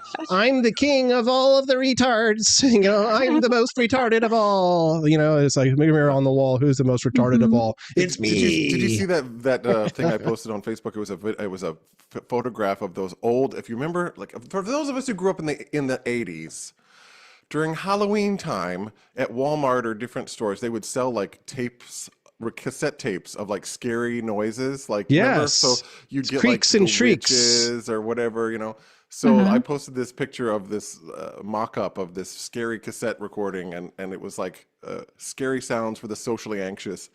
And one of the scary sounds was trapped in a conversation with a libertarian, and I was like, so good. It was so good. How dare you? Wow. Terrifying. I've been that person before, the libertarian trapping. We both have. Speaking of, we just unlocked. We blew past the baby bonus content. Are you kidding me? Thanks to Andy Opperman, we just hit the what's in the box. Kidding me? Justin, very exciting today. $2 or something. He went and bought in the box. In the box. It's a dick in a box. Oh no, it's not that. No. Stephanie, do you trust you are a woman. Do you trust yourself do you trust yourself with a knife? Barely. Okay, barely. Okay. So scissors, not knives. So just gently, what I'd like you to do, Stephanie, is just go ahead and start easing that box open over there. And we're going to let the audience see what's inside it because they did unlock that. Okay. Oh my. They had see an opening here. They had to hit probably. They had to hit $150 to do it. Andy went and bought a custom metal sign over at forlibertyshop.com. Although everybody's been going. What did you cut with this? There's like that's a trout. There's like goose. Trout guts. I probably skinned a trout with it. Maybe didn't complete it entirely. The clean. Yeah, it's trout guts. I go fishing. Okay. I don't like the way you're holding that, Stephanie. Would you please put the knife? Cut it. Okay. Yeah, just be really careful. Okay, we got a baby. All right, so luckily she's far. She's far away. Don't pick up that knife again. All right. Are you gonna pull it? Are you gonna be able to pull it out and show? Okay, hold on. Let me pull up full screen. Just 1 second. Justin, wait. People are buying up the dark MAGA hats like crazy this week. That's what people have been really buying. But today we have a libertarian avatar. Here it is, and this is. Sorry, there's a lot of paper. Mega bonus box. Well, they didn't want it to break because I think it's a little bit. It might be fragile. So let's open it. This is an icon of power that we hold. Can you help me cut this last part right here? Okay. You can cut that last part, but gently. You trust me? Yeah, I trust you for that. Okay. No, the other way. Do it from the inside. Do it from the inside. The inside? Yep. There you go. Like this? Away from your hand. Yep. There you go. Well, my hand's over here. Yeah. Okay. Well, you just put your hand down here, maybe down here, and hold it there. Oh, goodness. And cut with your other hand. Yes, here it is. Marital bliss. This is why we need men. This is why Kamala can't be president. There you go. Okay. Open up the box, Stephanie. What do we have? What's in the box? You're going to have to show it off. Okay, pull it out. They unlocked it. Here it is. It's like I'm giving birth all over again. Here it is. Oh, wait. Show it on the screen. Oh, wait. Hold it up. What is it? Read out loud. It's a Ron Paul Revolution bobblehead. Oh, I need to take it out. I thought it was perfect because we were talking about how we used to be kind of cultish, Stephanie. We were always like, as libertarians, we were like, you must accept Ron Paul as your Lord and Savior. Oh, yes. Yeah, I prayed to him like my God. I was Paul-tarded, but I mean, same. I'm still a libertarian. I just kind of like, I was excited. Whoa. Yeah, I was part of Yeah, it's part of a cultural movement for the right, and Ron Paul was right. Ron Paul's right on a lot of things. Here it is. Yeah, Ron Paul. In the Fed. Oh, no, that's Ross Perot. That's Ross Perot's Ross talking Perot. right now. Exactly. So, no. Constitution, we the people. Look at that. There it is.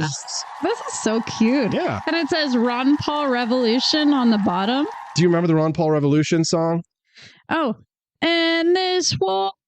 I know the End This War song. Yes. No, there was the other song. Ron Paul, save our constitutional rights, and Ron, start a revolution, something these a constitution. And that was not written by AI. We don't need no government or the Bilderberg group that comes with it. We were in a cult. That's okay. We're out now. Save a constitution. Has a bobblehead of himself. I don't know, but should. Nigga Please says, I want a Ron Paul bubblehead. I want a Ron Paul bobblehead. Hey, contact the maker. Yeah, so I remember Justin and I Justin turned around in the car one day, and I'm like going on and on about Ron Paul, and he's like, Austin, this is dogma. You are reciting dogma. No, I don't think. I mean, yes, it was, but I also was like, you had gotten so deep in the well of whatever it was that you were smoking that I mean, because you were doing the theater and acting thing, and I was like, everything in your like everything would be about politics, this and politics that. And I think I just turned around. We were in the truck or something with Dad even. Dad was in the car. And I just turned around and said, you just need to go into politics. And I was like. Dad said that? Justin did. Oh, that you need to go into politics. So that's why you ran for president? Because Justin said you should go into politics? This was like way before, way back in the day. But I mean, this was like before. Yeah, this was like before I got into politics, right? And I was kind of going on and on about Ron Paul. But no, it ended up being the right decision because I've been able to wed my favorite things, right? So like this is I'm in show business right now, right? And I'm producing. I mean, and this goes back to what we were saying earlier. When people go into the creative field, they need to be able to have a broader sense of what can be creative, right? I mean, I think the academic situation makes everything so damned limited. It's like, here's a box for you, and I'm like, people like you who are sort of able to break out of those boxes, that's what they should be, in my opinion, teaching in school. How do you do what you want to do and love to do and be able to live on it? Right. Because I reject that whole like bohemian. Because like how many full-time musical theater jobs are there in the United States, Justin? Give me a conservative estimate. Oh, well, I don't know that, but like maybe 5 to 10,000. There's Actors Equity. There's the union, right, that actors pay their dues to, right, in order to get jobs in higher level theaters in the United States. I don't think, I wish I had the numbers on this, or how many actors a year are under an equity contract for the membership. It's like, it's so bad that it's like, I want to say, I'd have to look it up, so I can't tell you right now. But like somewhere around 10%, maybe 8%, 10% of the actors who are in Actors Equity actually have jobs in equity. So you have people paying into dues for a union, and they don't even have work. So I mean, that's just statistics, and this is what I'm talking about with numbers. It's like, that's real life. Numbers don't lie, So like, I think it's important to tell people that that's a reality, and everybody wants to have their dream, Austin. Everybody wants to have their dream, and I would never be a person to say, no, you can't have your dream, because that wouldn't be fair. But you would say the show business is a business, and therefore you must. That's right. It should be in my opinion half sheet music and half spreadsheets. You know what I mean? Like right. how to manage a business that's a media. Start your own media company as soon as you can, and whether it's nonprofit or for profit, and start raising money and doing everything you can to make money immediately. Well, this is the thing, and I always go back to one of my idols, Uta Hagen, who was an acting teacher, and she said, you actors need to build their own theaters. And this is something I completely believe in. Actors need to become capitalists and build their own theaters and make their own community theaters where they can do theater and do all of that. And stop relying on commercial people to give you a job. Make your own opportunities. And that she was big on that, making your own opportunities. And not waiting for the phone to ring, which is what happens to so many people in the creative field. They're just sort of waiting for the phone. But like you said yesterday, we were having. Go ahead. Oh, I would tell them to become streamers. Justin, finish your thought there, Justin? No, I was just going to say, like we were talking yesterday about, I'd had a particular voiceover opportunity that had come up, and just for a looking commercial. at the numbers, looking at doing a commercial up here in New England, and looking at the numbers of the scale of pay for a SAG, a Screen Actors Guild voiceover job, and they run these gigs in either 13 weeks or they run them for a year. That's sort of like the two ways that they run commercials up here in these particular contracts. But when I looked at the price that I would be getting paid, the driving to and from the venue, I was like, I would be paying them to have that job. But the problem is when you have we have an industry where any actor will come in and go, I'll do it. There's always going to be somebody who's going to undercut you, which is also terrible for the market. When you have somebody come in and be like, I'll do it for nothing. It's like, well, you're not really helping your field. Sorry. But the thing is that for this, I mean, this didn't exist. This business model didn't exist when I had graduated from college in 2005-ish, right? Moved to New York City. If I had known then what I know now, it would be a completely different career path, because I would cast myself. I would just always, I started to work my way up to being a producer when I was in New York and Stephanie didn't even know that I had produced these other shows. When I was in New York, there were these crap productions to learn how to produce a show. They sound really good, and I want to see them. No, they're terrible. And I produced a sitcom pilot for a television festival. And it was called Effervesce the Band, and it was about these 4 idiots in a band backstage at the biggest night of their life. And one of them is a child, and the orphanage is coming to steal the child away.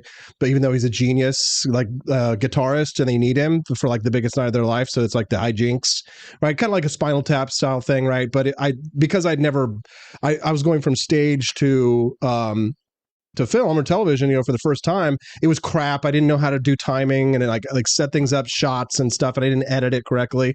It was total crap, and I didn't get into the festival. But I learned, and I told you the thing about the guy who, when Justin, I told Stephanie this story, and I'll tell the abbreviated version of it. It's quite sexy, this story, but I'll try and narrow it down. I like to hear your stories of scandal. So Austin was scandalous, but in New York City, I meet an agent. I'm trying to he's kind of a sleazy agent kind of a guy, right? Always surrounded by vaguely on drugs women, and trying to book me as an actor. And he didn't really have a whole lot of time for me when I was an actor. But then when one day I'm doing a bootstrapped production as a producer, a writer, a director of this show, all of a sudden it's kind of oh, hey, I went to the club that night. He introduces me to everybody.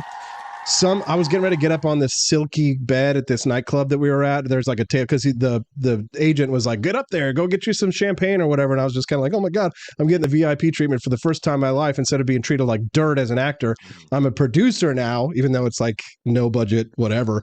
And I go get up on the bed for go get me a bottle of champagne. And this big black dude who looks like he kicked my ass, he's dressed to the nines, grabs me and says, that's for the ladies, bro, don't get up there.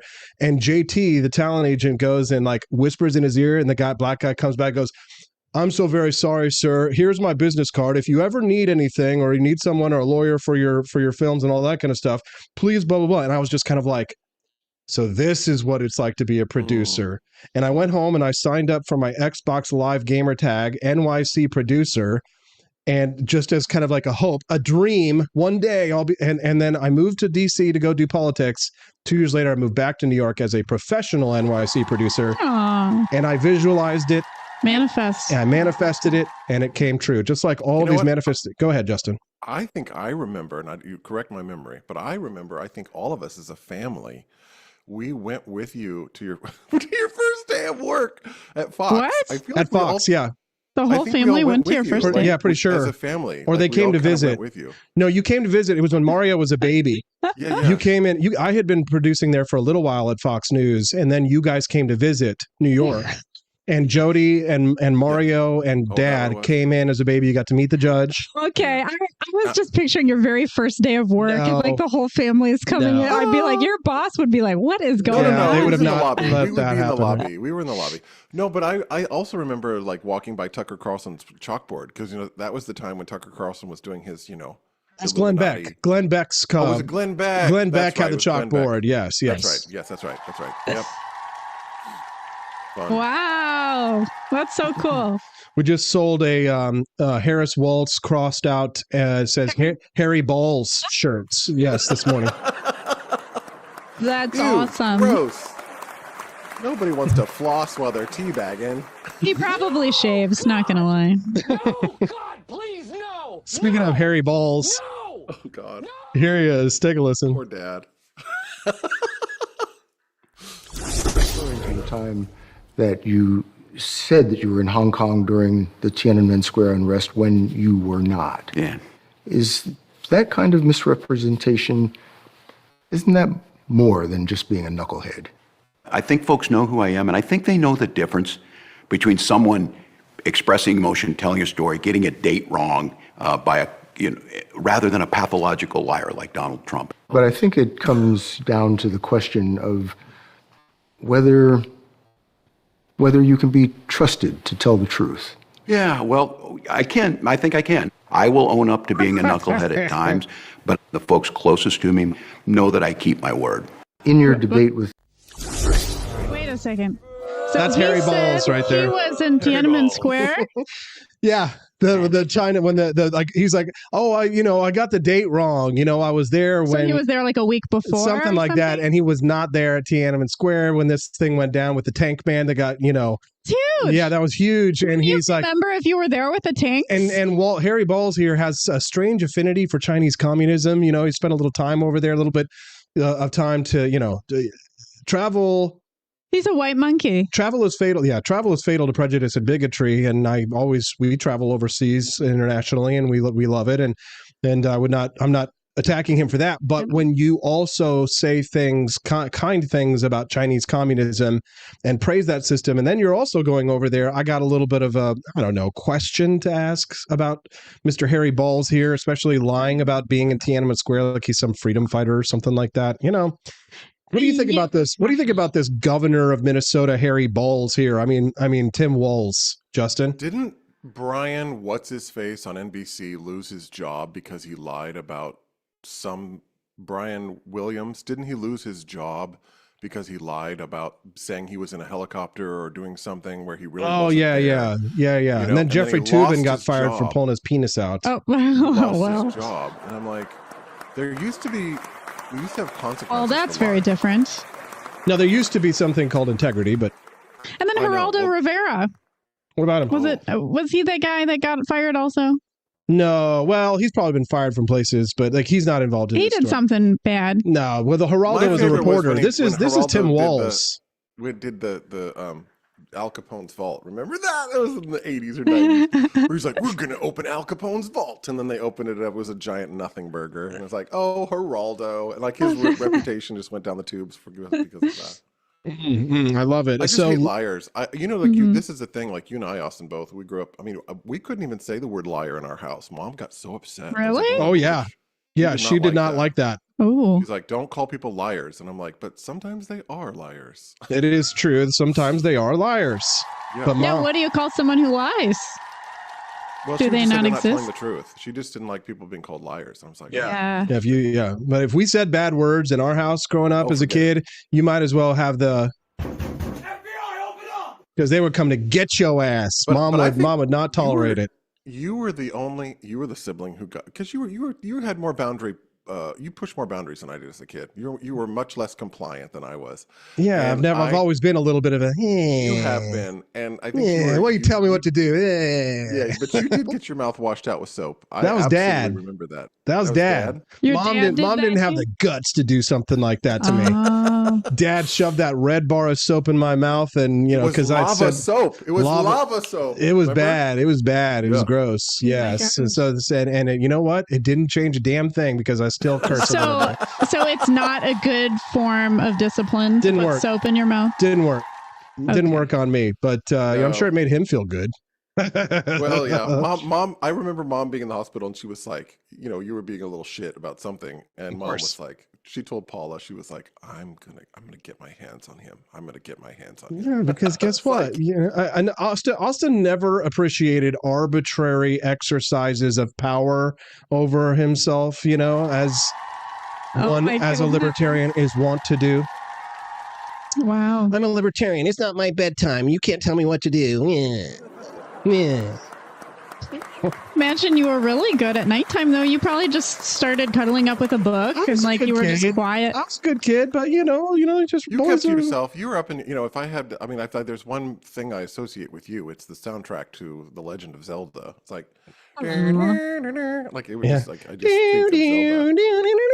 Or you just playing Zelda all night long? But I read a lot of books. I also read a lot. I read a lot of books. Read books and played video games. Nerded out with my friends. Build computers. Uncle Bobby brought in the computer and my modem. Get off the internet, Austin. Get off the bulletin BBS system, because you'd pick up the phone and it'd be like, like, I need to use the phone, AP. I'm trying to get on the bulletin board system. You know what I mean? Nerd out. Like a guy that I would have really loved to talk to back then. I mean, I was a computer girl myself. Yes, ASL 13F, Missouri, 13F, Michigan. I'm sad we didn't meet earlier in a chat room. You wouldn't have liked me because I wasn't quite a man yet. Now you're a man. Man. Austin. You were a good boy. I like sweethearts. I was, but it doesn't get you very far. I learned my lessons. I had my heart broken. I had some dirty cheats, the liars and the dirty cheats. The liars. Right, exactly. Because I had to shake it off. Yeah. Ooh. So I did. Well, it's also other people are dementing. My favorite quote I always tell people is Jean-Paul Sartre, the French philosopher. He had this great quote that said, "L'enfer c'est les autres," which in English translates to mean hell is other people. Oh. Hell is other people. Yeah. Mom said that too. She said, growing up, because she had to go into the business. Mom had to go into the landscaping business. With those contractors and those guys out and those labor workers and everything. And she told me, and you might have been in the car too, but she said, "Just, I wasn't always a bitch." She said, "I had to learn to be a bitch." I was just telling Stephanie about this the other day. I said kind of the exact same thing to you, didn't I? Oh, yeah. I mean, we've been talking how your mom was a big part of the business. Yeah. Yeah, because we talk about our own business structure and stuff and how Stephanie helps me with the business. And I kind of explain to her the blood, sweat, and tears that mom put into Stonegate to make it successful so that we could have a lifestyle, right? Because dad knew that, AT&T working 40 hours a week was not going to just pay all the bills. He got a pension out of it, and that was definitely helpful. But at the end of the day, they knew if they wanted to make the kind of money that would give us the comfortable life they wanted to give us, they had to grow their business. But Stephanie and I always tell people, about integrity and about, devotion to your kids. I still remember being in elementary school at Raymore Elementary, and mom would, get me for piano lessons, and she was in her overalls covered with dirt. Like, she would come from the job site covered literally in dirt and mud and would drive me to my piano lessons. And I still can remember that.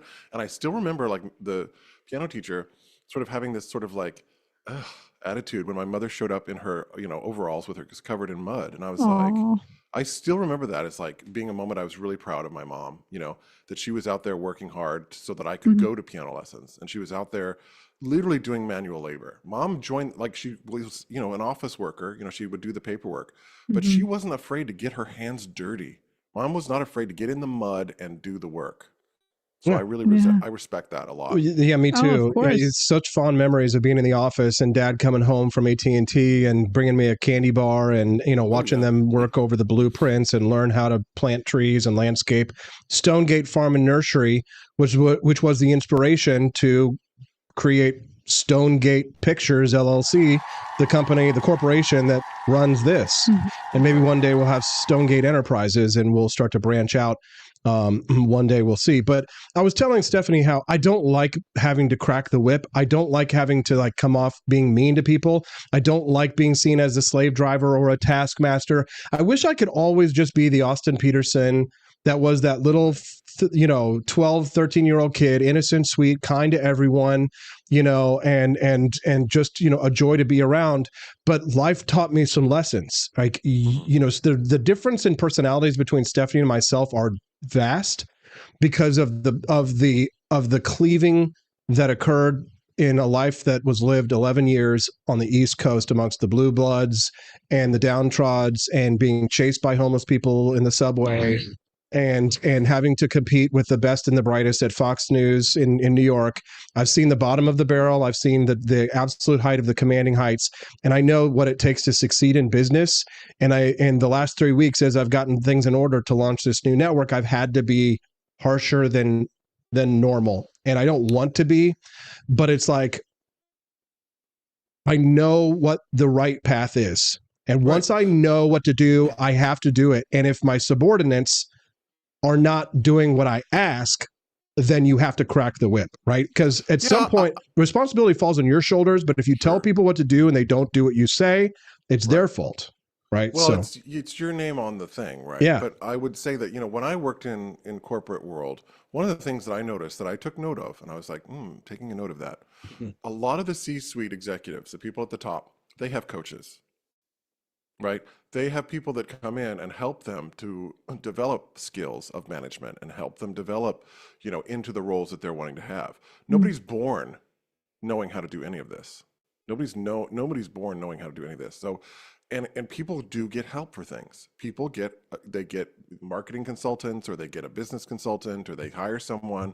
They get an image consultant. They get a PR firm. I mean, They get a therapist. I've been a therapist of a CEO before. Exactly. Yeah. They have help. And so, but you're right. I mean, being a good manager, because the thing is that yes, you have to crack a whip, but you also have to inspire at the end of the day. Because if people don't feel, like your leadership is inspiring, they don't have faith in what they're doing. So it's like you have to walk that line. Yeah. But it is a skill. Management is a skill. Good management. It is a big skill. And it's important. But I remember the people who were the most successful that I've worked for and under, and I've seen some of the best in the business. Gary Schreier, executive producer, Fox Business, managed 5 full-time live television shows, and he would sometimes scream and slam phones down, and he would get shit done because people feared him in some parts, right? And he didn't care if people liked him. He cared that the show got off without a hitch at the time when it was supposed to happen. Reminds me of Dad, actually, cracking the whip, making things happen, like not accepting excuses. Like Dad would sometimes scream at me, and you know what? A lot of times he was right. I was being lazy. I was sitting, taking too much of a breather or a break, and he only had a certain amount of time, and he had to manage all these employees, and it's his ass on the line. So now you're right. It's my name on the line. ForLibertyNetwork.com, Austin Peterson's project to grow a libertarian network. It is my ass on the line. So I'm going to have to push a little more. I'm going to have to ask for a little more. And if I don't get it, I'm going to demand it. And if I don't get it, then there will be hell to pay. There has to be consequences. There have to be repercussions. There has to be, because it doesn't work if there are no consequences for your behavior. And it's unfortunate. I wish I could be nice always. I wish I could only ever be sweetness. Sugar lumps, honey melon, can you please, will you please? Sometimes you just have to tell someone to do something and then see what happens and see how they respond. Don't fall into a binary. Don't fall into a binary of like, well, I can either be like Sugar Princess or I can be a draconian Machiavellian asshole. No. I mean, there's a balance. There is. But I mean, again, at the end of the day, everybody has to be held accountable. Sure. But that's also in your hiring. That's also your responsibility, because you've hired that person for sure. So that's why you should vet people strongly. So if you don't feel someone's a match for you, you don't. I've had them. terrible employees and I've had great employees, and part of that is some of the but you'll have a little bit more sympathy for the boss when you are a boss. And talking about what makes a good boss, because I used to work for a corporate company in the hospital world. And I think the bosses used to tell me to do things, and I didn't quite understand why. I thought the tasks were kind of pointless. But I think a good boss is one that would actually do the things that you're doing, and they would like help you. So it's like if I had a boss just being like, do this, do that, and like they're not willing to do it themselves, then that makes me disrespect them. But I respected the bosses that would stay late with me, and help me and walk the walk and talk the talk. So I think now remembering, any boss that I respected ever in my career, I would go to the end of the world for. Yes. Because I respected them. And I felt that was reciprocal on both sides. Right. I had a boss once in New York City at Citigroup when I worked downtown in the financial district. I would have done anything for this man. I mean, I literally would have done anything for him. He was so kind. He was so good. I was like, whatever you want. I was like, I would go to the end for this guy. But that's because that was a good fit for me, right? He and I were a good fit together. because just relationally we were a good fit. But on that, Justin, like the thing is that may have worked for you because of your personality type. But I will say that one of the painful truths that I've learned in my life that I had to accept is that it is better to be feared than loved. You may have liked it, but that boss may not be the most effective leader. He may have helped gotten the best out of you, but at the end of the day, it is better to be feared than it is to be loved, because love is a fickle emotion, and someone who loves you today cannot give a shit about you the next day and turn on you immediately. But someone who is afraid of you, feels that you have power over them, because when you feel fear, you give power over to someone because that they are impacting your emotional state. Love, you can love them today and tomorrow be like, nah. But if you fear them today, it's very unlikely that the next day you won't fear them. That fear will continue, and that fear is a powerful motivator, especially as someone, if you are someone who is in a position as a subordinate. I don't like it. It's not fun. It's not fun. But it is effective. I have had a boss before that was friends with the staff, and like I would, hang out with her outside of work, and it did make it really uncomfortable when it came to review time or time to have like discipline, because it got all emotional, where it's like she would feel bad and wouldn't be completely honest. In what she needed to really say. So it's like, don't be friends with your boss. That's probably a bad idea. I'm not full-blown Machiavellian, but I think we've learned a little bit more about interpersonal relationships in the past 600 years since The Prince was written. We've learned a little bit more about humans interrelate with each other. So, I mean, I don't take that sort of a draconian view. I think it is about balance, and and finding the middle play and understanding that not all people are fits for all jobs. Not every person is a fit for every job that they have, and that's the natural state of things. And what's unfortunate is that people stay in jobs that they're not happy in, right? So like, rather than saying, you know what, this job isn't working for me, I need to go get another job, they'll just sort of eke out a living. And usually it's because they're trapped in their own life, right? They're trapped because either they have a house or they have a mortgage or they have some kind of thing that they have to pay for. So they don't have the opportunity to say, you know what, I'm not doing this job anymore. But I have discovered that people at the high end of the echelon don't worry about that stuff, because they're like, you know what, I'll go get a job somewhere else. I'll go find another opportunity. It's really the people at the low end of the ladder that are always stuck in their jobs and they can't get out and they can't get up to the next level. You and I have always, I think, been ambitious, and I've always told people, when you're in a job, no matter what job you're doing, you always want to be looking for the next opportunity. You want to be looking for the next way to level up and grow. But I think in terms of managerial, let me just pause for just a moment. Just sorry to interrupt you. I would say thank you to all of our supporters this morning. I have to tell this to Stephanie a lot, and I would say this to you too, Justin, because I've been talking about doing a lot of mindfulness this week, and a lot of it is like seeing blind spots and things like that, and I have my blind spots. The problem that I think that you guys speaking from this level is that your blind spots are that you are unique. You guys are not of average intelligence. Okay. Right. You're not a normal person. You're not motivated. You're not a normal person. I wouldn't bring you on every Friday if you were just like a regular brother, Justin. You have a lot to say, and you have a lot of insight, and you think about things, and you're highly intelligent, and you have a lot of interesting, unique, and thoughtful. People don't think about things the way that you think about them, Justin. People do not think as deeply about these things. Right. So you and Stephanie both suffer from a cognitive bias of attributing the highly sophisticated traits and qualities that you hold to the masses. Right. And it is an unfortunate situation that I have myself in, where I am with my throat on the line. When you put your ass on the line and you do something like run for office and you have a staff, or you do something like you hire and pay a paycheck every 2 weeks, and you have employees and you have to choose them and hire them and pay the motherfucking goddamn state every 2 weeks on top of them, and their FICA taxes and the 2 weeks of workers' comp and all that shit. And that sort of Damocles is hanging over your head. And then you see the reality of the masses and how they behave and what really motivates them versus what you wish motivated them, or what motivates you as a highly sophisticated elite intellectual, especially, being up in the coasts, Justin, and, it's different out here in the rural America.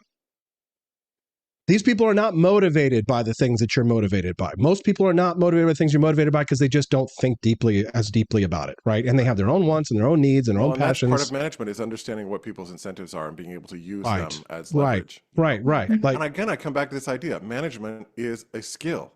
It is a skill. It's like nobody plays the piano and it's like, well, I can play Chopin. I just do it. I'm like, no, you have to learn how to do it. You have to have patience and learn and study. And that's why management, they offer degrees in this crap, because people have to study how do you work and interrelate with other people. And I guess it's easy to have pithy quotes about things, right? It's easy to just, oh, I'll have a quote about this and I'll just say the quote. And suddenly all my issues will just go away because I have a quote about it. I mean, they can offer insight, but reality is much different, and interpersonal conflict and stuff like that is nuanced. But yeah, I mean, obviously in a job situation, there's a hierarchy, but this is the thing, like the flattening of hierarchies is not a good thing. I don't think it's a good thing. Right. Like people need to know where in the pecking order they're sort of at, because I think it gives people a sense of they can relax. It's but like dad's famous temper, right, during his younger years when he was out really out there on the job site, digging ditches like in holes like his employees were, and he's screaming and cursing at us at the top of his lungs so he can be heard over the sound of the engine pumps, playing all that stuff. Like that was to some extent necessary, right? It was necessary for him to be damn near brutal. Not in the sense that like he's like actually literally whipping us, but in the sense of motivation, like you will get your ass in gear and you will move now, son, and you will dig faster. Let's go. Like, let's go. And what's like Stephanie, like I love her, but it was like, what's my motivation? You know what I mean? Like we were talking about employees or bosses. Mm-hmm. She's like, I had to, and like, we're having this disagreement about like how bosses talk to people and how bosses treat people. And she's like, I just want my boss, I like to tell me, you said why I shouldn't have to wait. Hold on. Oh. What you said, and you can correct me if I'm wrong after, I'll let you go. Uh-huh. You said specifically, I think, that your boss is telling you to do something and he doesn't tell you why you should do it.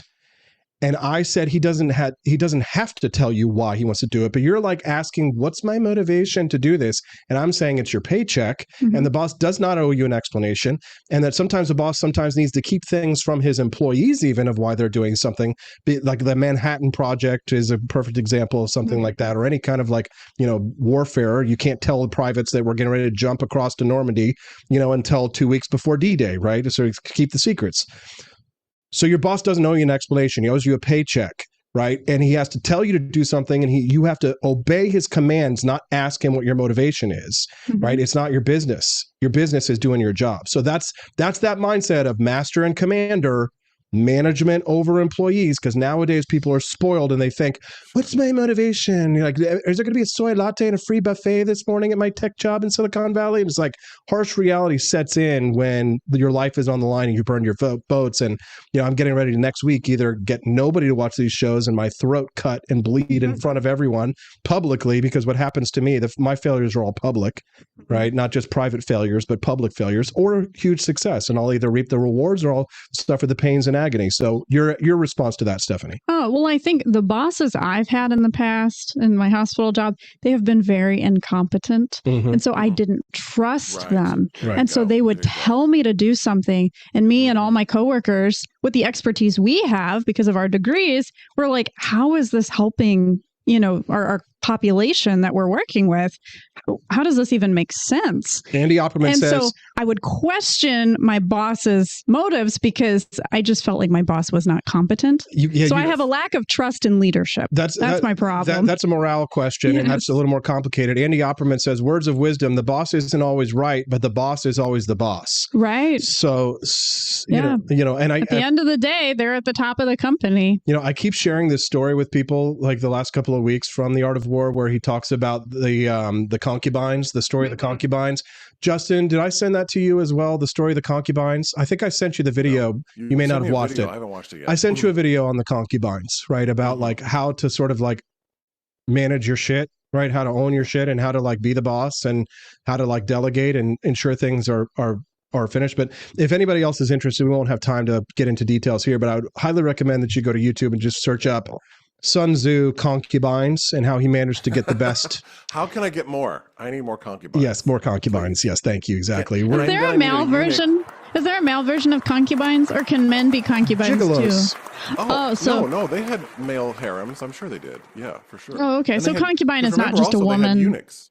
They would have eunuchs that would watch the concubines. So you'd have men who were castrated who would watch over these harems of women. That's terrible. Ours is not to ask why. Ours is but to do and die, says Quest Fanning.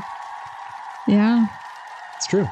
Can't have a military command structure without that, right? And people apply art of war to business because a lot of the principles apply. Like I was saying earlier, command and control structure, that managing an army of 1,000 people is the same principles as 100,000, right? It's Well, just and I would say, scale. too, like with Donald Trump. I mean, someone who looks at because he's so obviously of the moment in terms of business. The thing that people say when they are obviously talking about Trump is that Trump also is a charmer. There's something of personality there. He's not just coming in and like steamrolling over everyone, but there's also, he knows how to work a deal. He knows how to help to get people on his side. Would you say I'm a charming person, Stephanie? Oh, yeah. And that's the thing that I have not seen in Trump. I have not seen his charming side. He hasn't showed America that. He has only showed America his hard asshole. Honestly. Speaking of, I've got the dark MAGA whereas picture you, up. I mean, I've seen your charming side because I know you personally, but maybe if I knew Trump personally, I would see his charming side. I have pulled up the picture of Donald Trump whipping his horses as he's riding to Washington, D.C. It says, dark MAGA, time is running out. It's so funny. Dark MAGA, the time is running out till Donald Trump cracks the whip. Make America Great Again, Dark MAGA hats available at forlibertyshop.com. You guys are definitely going to want to get yourself a Dark MAGA hat before I take them out of the shop because I'm mean. You know what? I'm hateful. I'm cruel. I'm tyrannical. And I'm taking the Dark MAGA hats out of the shop next week. So you better get it today or this weekend because they're going to be gone. Oh my God. Limited edition. Yeah, limited edition. Guess what? We're going to start playing games around here. I'm tired of being effed with. Stop messing with my money. Head over to forlibertyshop.com and get one right now. Right You now. came Or to they're going to kick be ass and chew bubble gum, and you're all out of bubble gum. So can you bless me with something? Can you bless me with something? Oh, gosh. Money-wise. Please. Can you suck it? What? Fair trade. There you go. There you go. We always have OnlyFans. If worse comes to worse, we'll just take all of our shows onto OnlyFans. And we'll do great. forlibertyshop.com. Elon Musk's Dark MAGA hat available for a limited time. If you've been thinking about getting one, a beautiful embroidered with silver embroidery into the trucker style hat. You can only get that at forlibertyshop.com and only for a limited time. Today's payday, guys. Get your money, get your credit cards out and start swiping over at forlibertyshop.com. It's been an absolutely morning, and I'm kind of sad to see that it's time. Yeah. Oh, wait, she didn't wake up. Wait, I have to get her. Gotta go get the bonus baby. Uh-oh. Yes, you do. Just so good today. Justin, we're so glad you're back. Will you please never do that again? Listen, you talk about making money. I gotta make money, biatch. I gotta make money. I'm still waiting for the Make Taxation Theft Again hats to make a return. Will, they're in the shop. You can get Make Taxation Theft Again hats at forlibertyshop.com. Mighty Megatron said I didn't read some burn from his Rumble Rant donation. Sorry, I missed it. Justin, talk to us about what are you doing these days, and where can people follow your work, or a nice little plug here since we are number one on X. We're number one on X. I am I'm a vocal coach here in Boston. You can find me on my website, petersonvoicestudio.com. There's a baby. I also do a Substack, which you can find. I think it's justinpeterson.substack.com. And you can subscribe, and I write about singing. That's my life. I'm in the arts, so that's what I do. And we love you, Justin. You're my brother. She's your brother, sister-in-law. This is your niece. This is your niece. Brother. Let's take a look in the camera and smile, Steffi. Here we are. Smile. Yeah. All right, now go have a seat over there. Have a seat with the baby. Wake up, baby. Yeah, she's gonna wake up. That was the bonus baby. We promised we would give you guys bonus baby content. You got it. Justin, we love you. Love you too. Will we see you next week? Yeah, I think I'm out of the I don't woods. want to hear I want to hear yes or no. Justin, will you be with us next week? Oh yeah. You want to hear yeah. I want to hear this. Oh yeah. Oh yeah. Oh yeah. Oh yeah. Oh man, if that guy who was mad that I was wearing this colorful shirt earlier and it didn't leave yet, then he's left now, man. It just got super bisexual up in here with the lighting. Oh my god, that is some bisexual lighting you've got in that. The bisexual lighting and I don't know. I mean, what kind of shirt would you say? Queer, LGBT, Saved by the Bell, lesbian? I think it's more just like Saved by the Bell, but you know. Yeah, if you're gonna call Zach Morris gay. When I wake up in the morning, gay. And my mom He loved Kelly Kapowski and every other woman. Yes, and I remember when I used to wear wild stuff to school sometimes, like pajama day. I wore like the footies with red pajamas. And the one day my bully turned around, I thought he was going to have some snide remark to say about my footy pajamas. And he goes, "You got guts, Peterson." I was like, that's right. That's nice. It takes guts to wear shirts like this. It takes guts to stand out. And people throw rocks at things that are shiny, don't they, Justin? They do. I mean, tall poppy syndrome is real. That's what it is. But another lesson I learned this week: never outshine the king. Another lesson for us to learn. Louis XIV, the Sun King. Green. I've been reading Robert Greene. I love you, brother. Hey, we'll see you again next week. Okay, have a great weekend. Talk to you later. All right, love you. Love you too. Bye. Justin. This is the first time Hazel has met Ron Paul. Look, Hazel, it's Ron Paul. Look at it. She's bored. She's like, hi, and the Fed. And the Fed. First words will be and the Fed. There it is. And the Fed. It says there. She's like, why have you woken me, mother? It's time for us to end the show today. As you exit through the Grift Shop at forlibertyshop.com. Get your dark MAGA hat before they're gone, guys. And we'll see you next week. Stephanie? Be free. See you guys later. Too big and sharp for European roads, say campaigners. Tesla's Cybertruck has sparked controversy in Europe as transport campaigners express concerns about its size and design for European roads. Questions have arisen over its registration, particularly in the Czech Republic, regarding its compliance with stringent road safety standards. European safety laws prohibit vehicles with sharp edges and mandate speed limiters for vehicles exceeding 3.5 tons. The Cybertruck, weighing 4 tons, raises doubts about its eligibility for European roads, prompting debate over its registration process. A few Cybertrucks have been seen on European streets, leading to safety concerns. Campaigners have petitioned the European Commission and Czech authorities to re-evaluate the legality of Cybertruck registrations within the EU, highlighting their potential danger. The European car market has seen a shift towards larger SUVs, yet safety and pollution regulations have limited more hazardous models. Despite this, large vehicles continue to enter Europe via less stringent individual vehicle approval processes. This approval process has led to scrutiny over whether Cybertrucks are being lawfully registered. An example is a Cybertruck registered in the Czech Republic, modified to meet safety standards, but still raising questions about weight limits. The Czech Transport Ministry stated that N1 category vehicles, including the Cybertruck, adhere to EU weight formulas. However, the Cybertruck struggles to meet these criteria when accommodating passengers and cargo, raising compliance issues. TÜV Nord, responsible for the truck's technical approval, did not comment on the situation.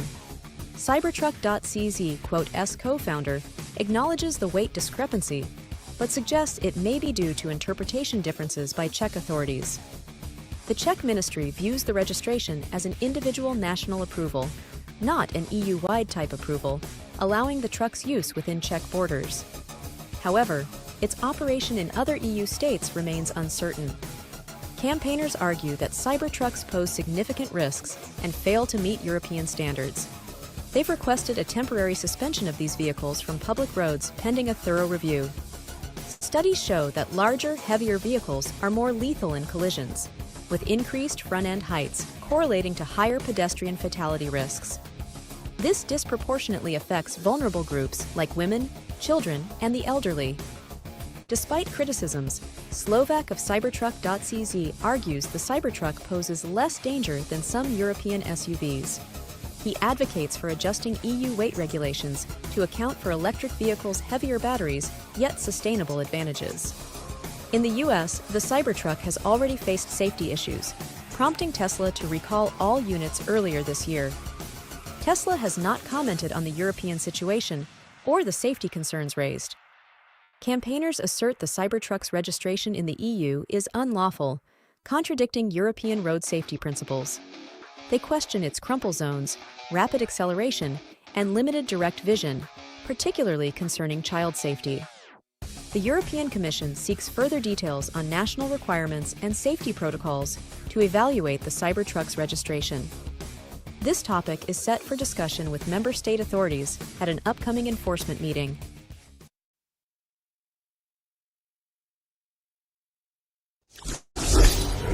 By high prices and big government? Don't be a ghost of your former self this Halloween. We've got shirts that'll keep the ghouls and the government off your back. Inflation's scarier than any haunted house, but hey, why not turn it into a costume?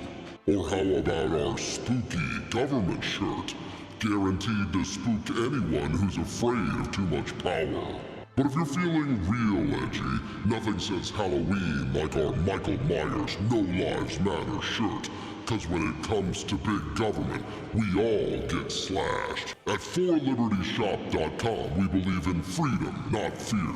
So grab your libertarian Halloween gear before the government takes an extra bite out of your wallet. Or your candy. 4libertyshop.com.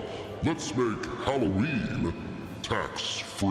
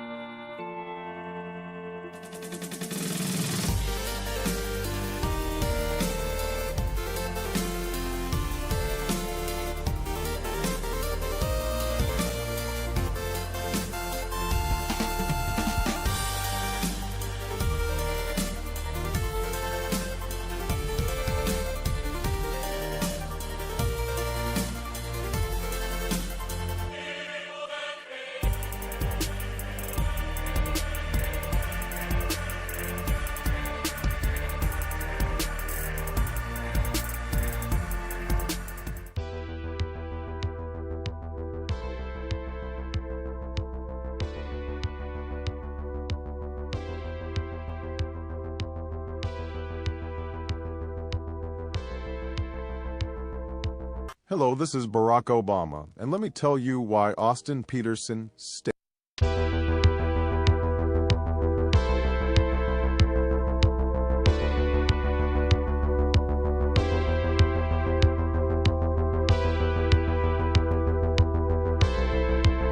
Are you tired of the strange radioactive effects of leftist culture? Do you ever wonder what happened to good old-fashioned American values? Well, fear no more, because there's a new force fighting back against the cultural rot of today. Introducing Culturama, a right-of-center talk show that's taking back the future today. Hosted by none other than blonde bombshell herself, Daniela Pensack. She's not just talking, she's taking culture back. With sharp takes, brilliant guests, and a few surprises along the way. Tune in to the live video podcast twice a week, because the future doesn't have to be weird. It can be Culturama. If there wasn't going to be somebody who was a fiery champion of liberty, somebody who would get out there and who would be aggressive, and if they wouldn't do it with more fire or passion than I had, then I would go and I would fight this battle for us. I've fought for the principles that we all share. Parties tend to be secondary to me. We're here because we believe in the principles of liberty. I am not a perfect messenger, but I think I'm a damn good one. This is a replica of our first president's flintlock pistol. You have my full support, my respect, and my gun.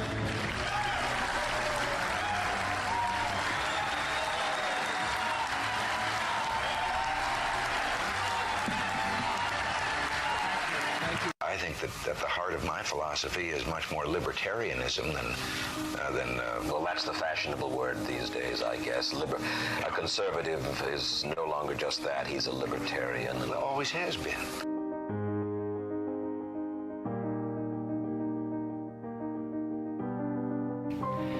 time you and I question the schemes of the do-gooders, we're denounced as being against their humanitarian goals. They say we're always against things, we're never for anything.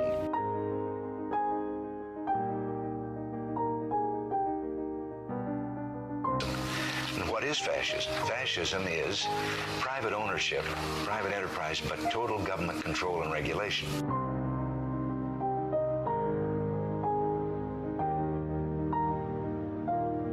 Well, the trouble with our liberal friends is not that they're ignorant. It's just that they know so much that isn't so.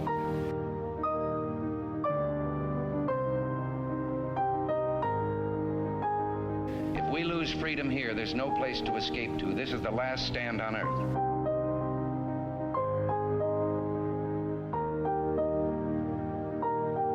This is the issue of this election.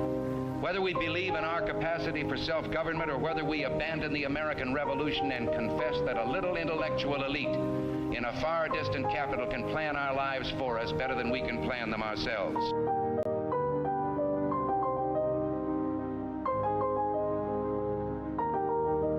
The conservative, so-called, is the one that says less government, get off my back, get out of my pocket, and let me have more control of my own destiny.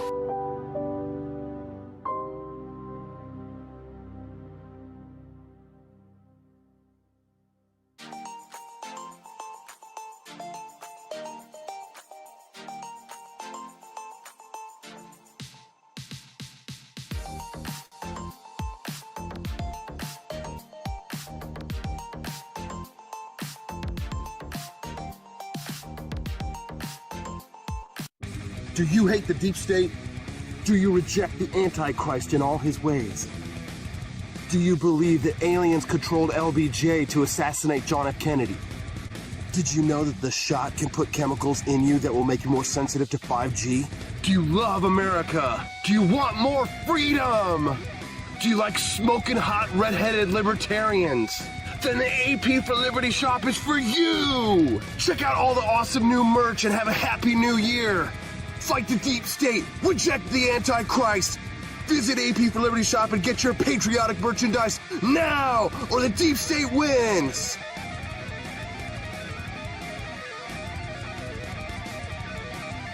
you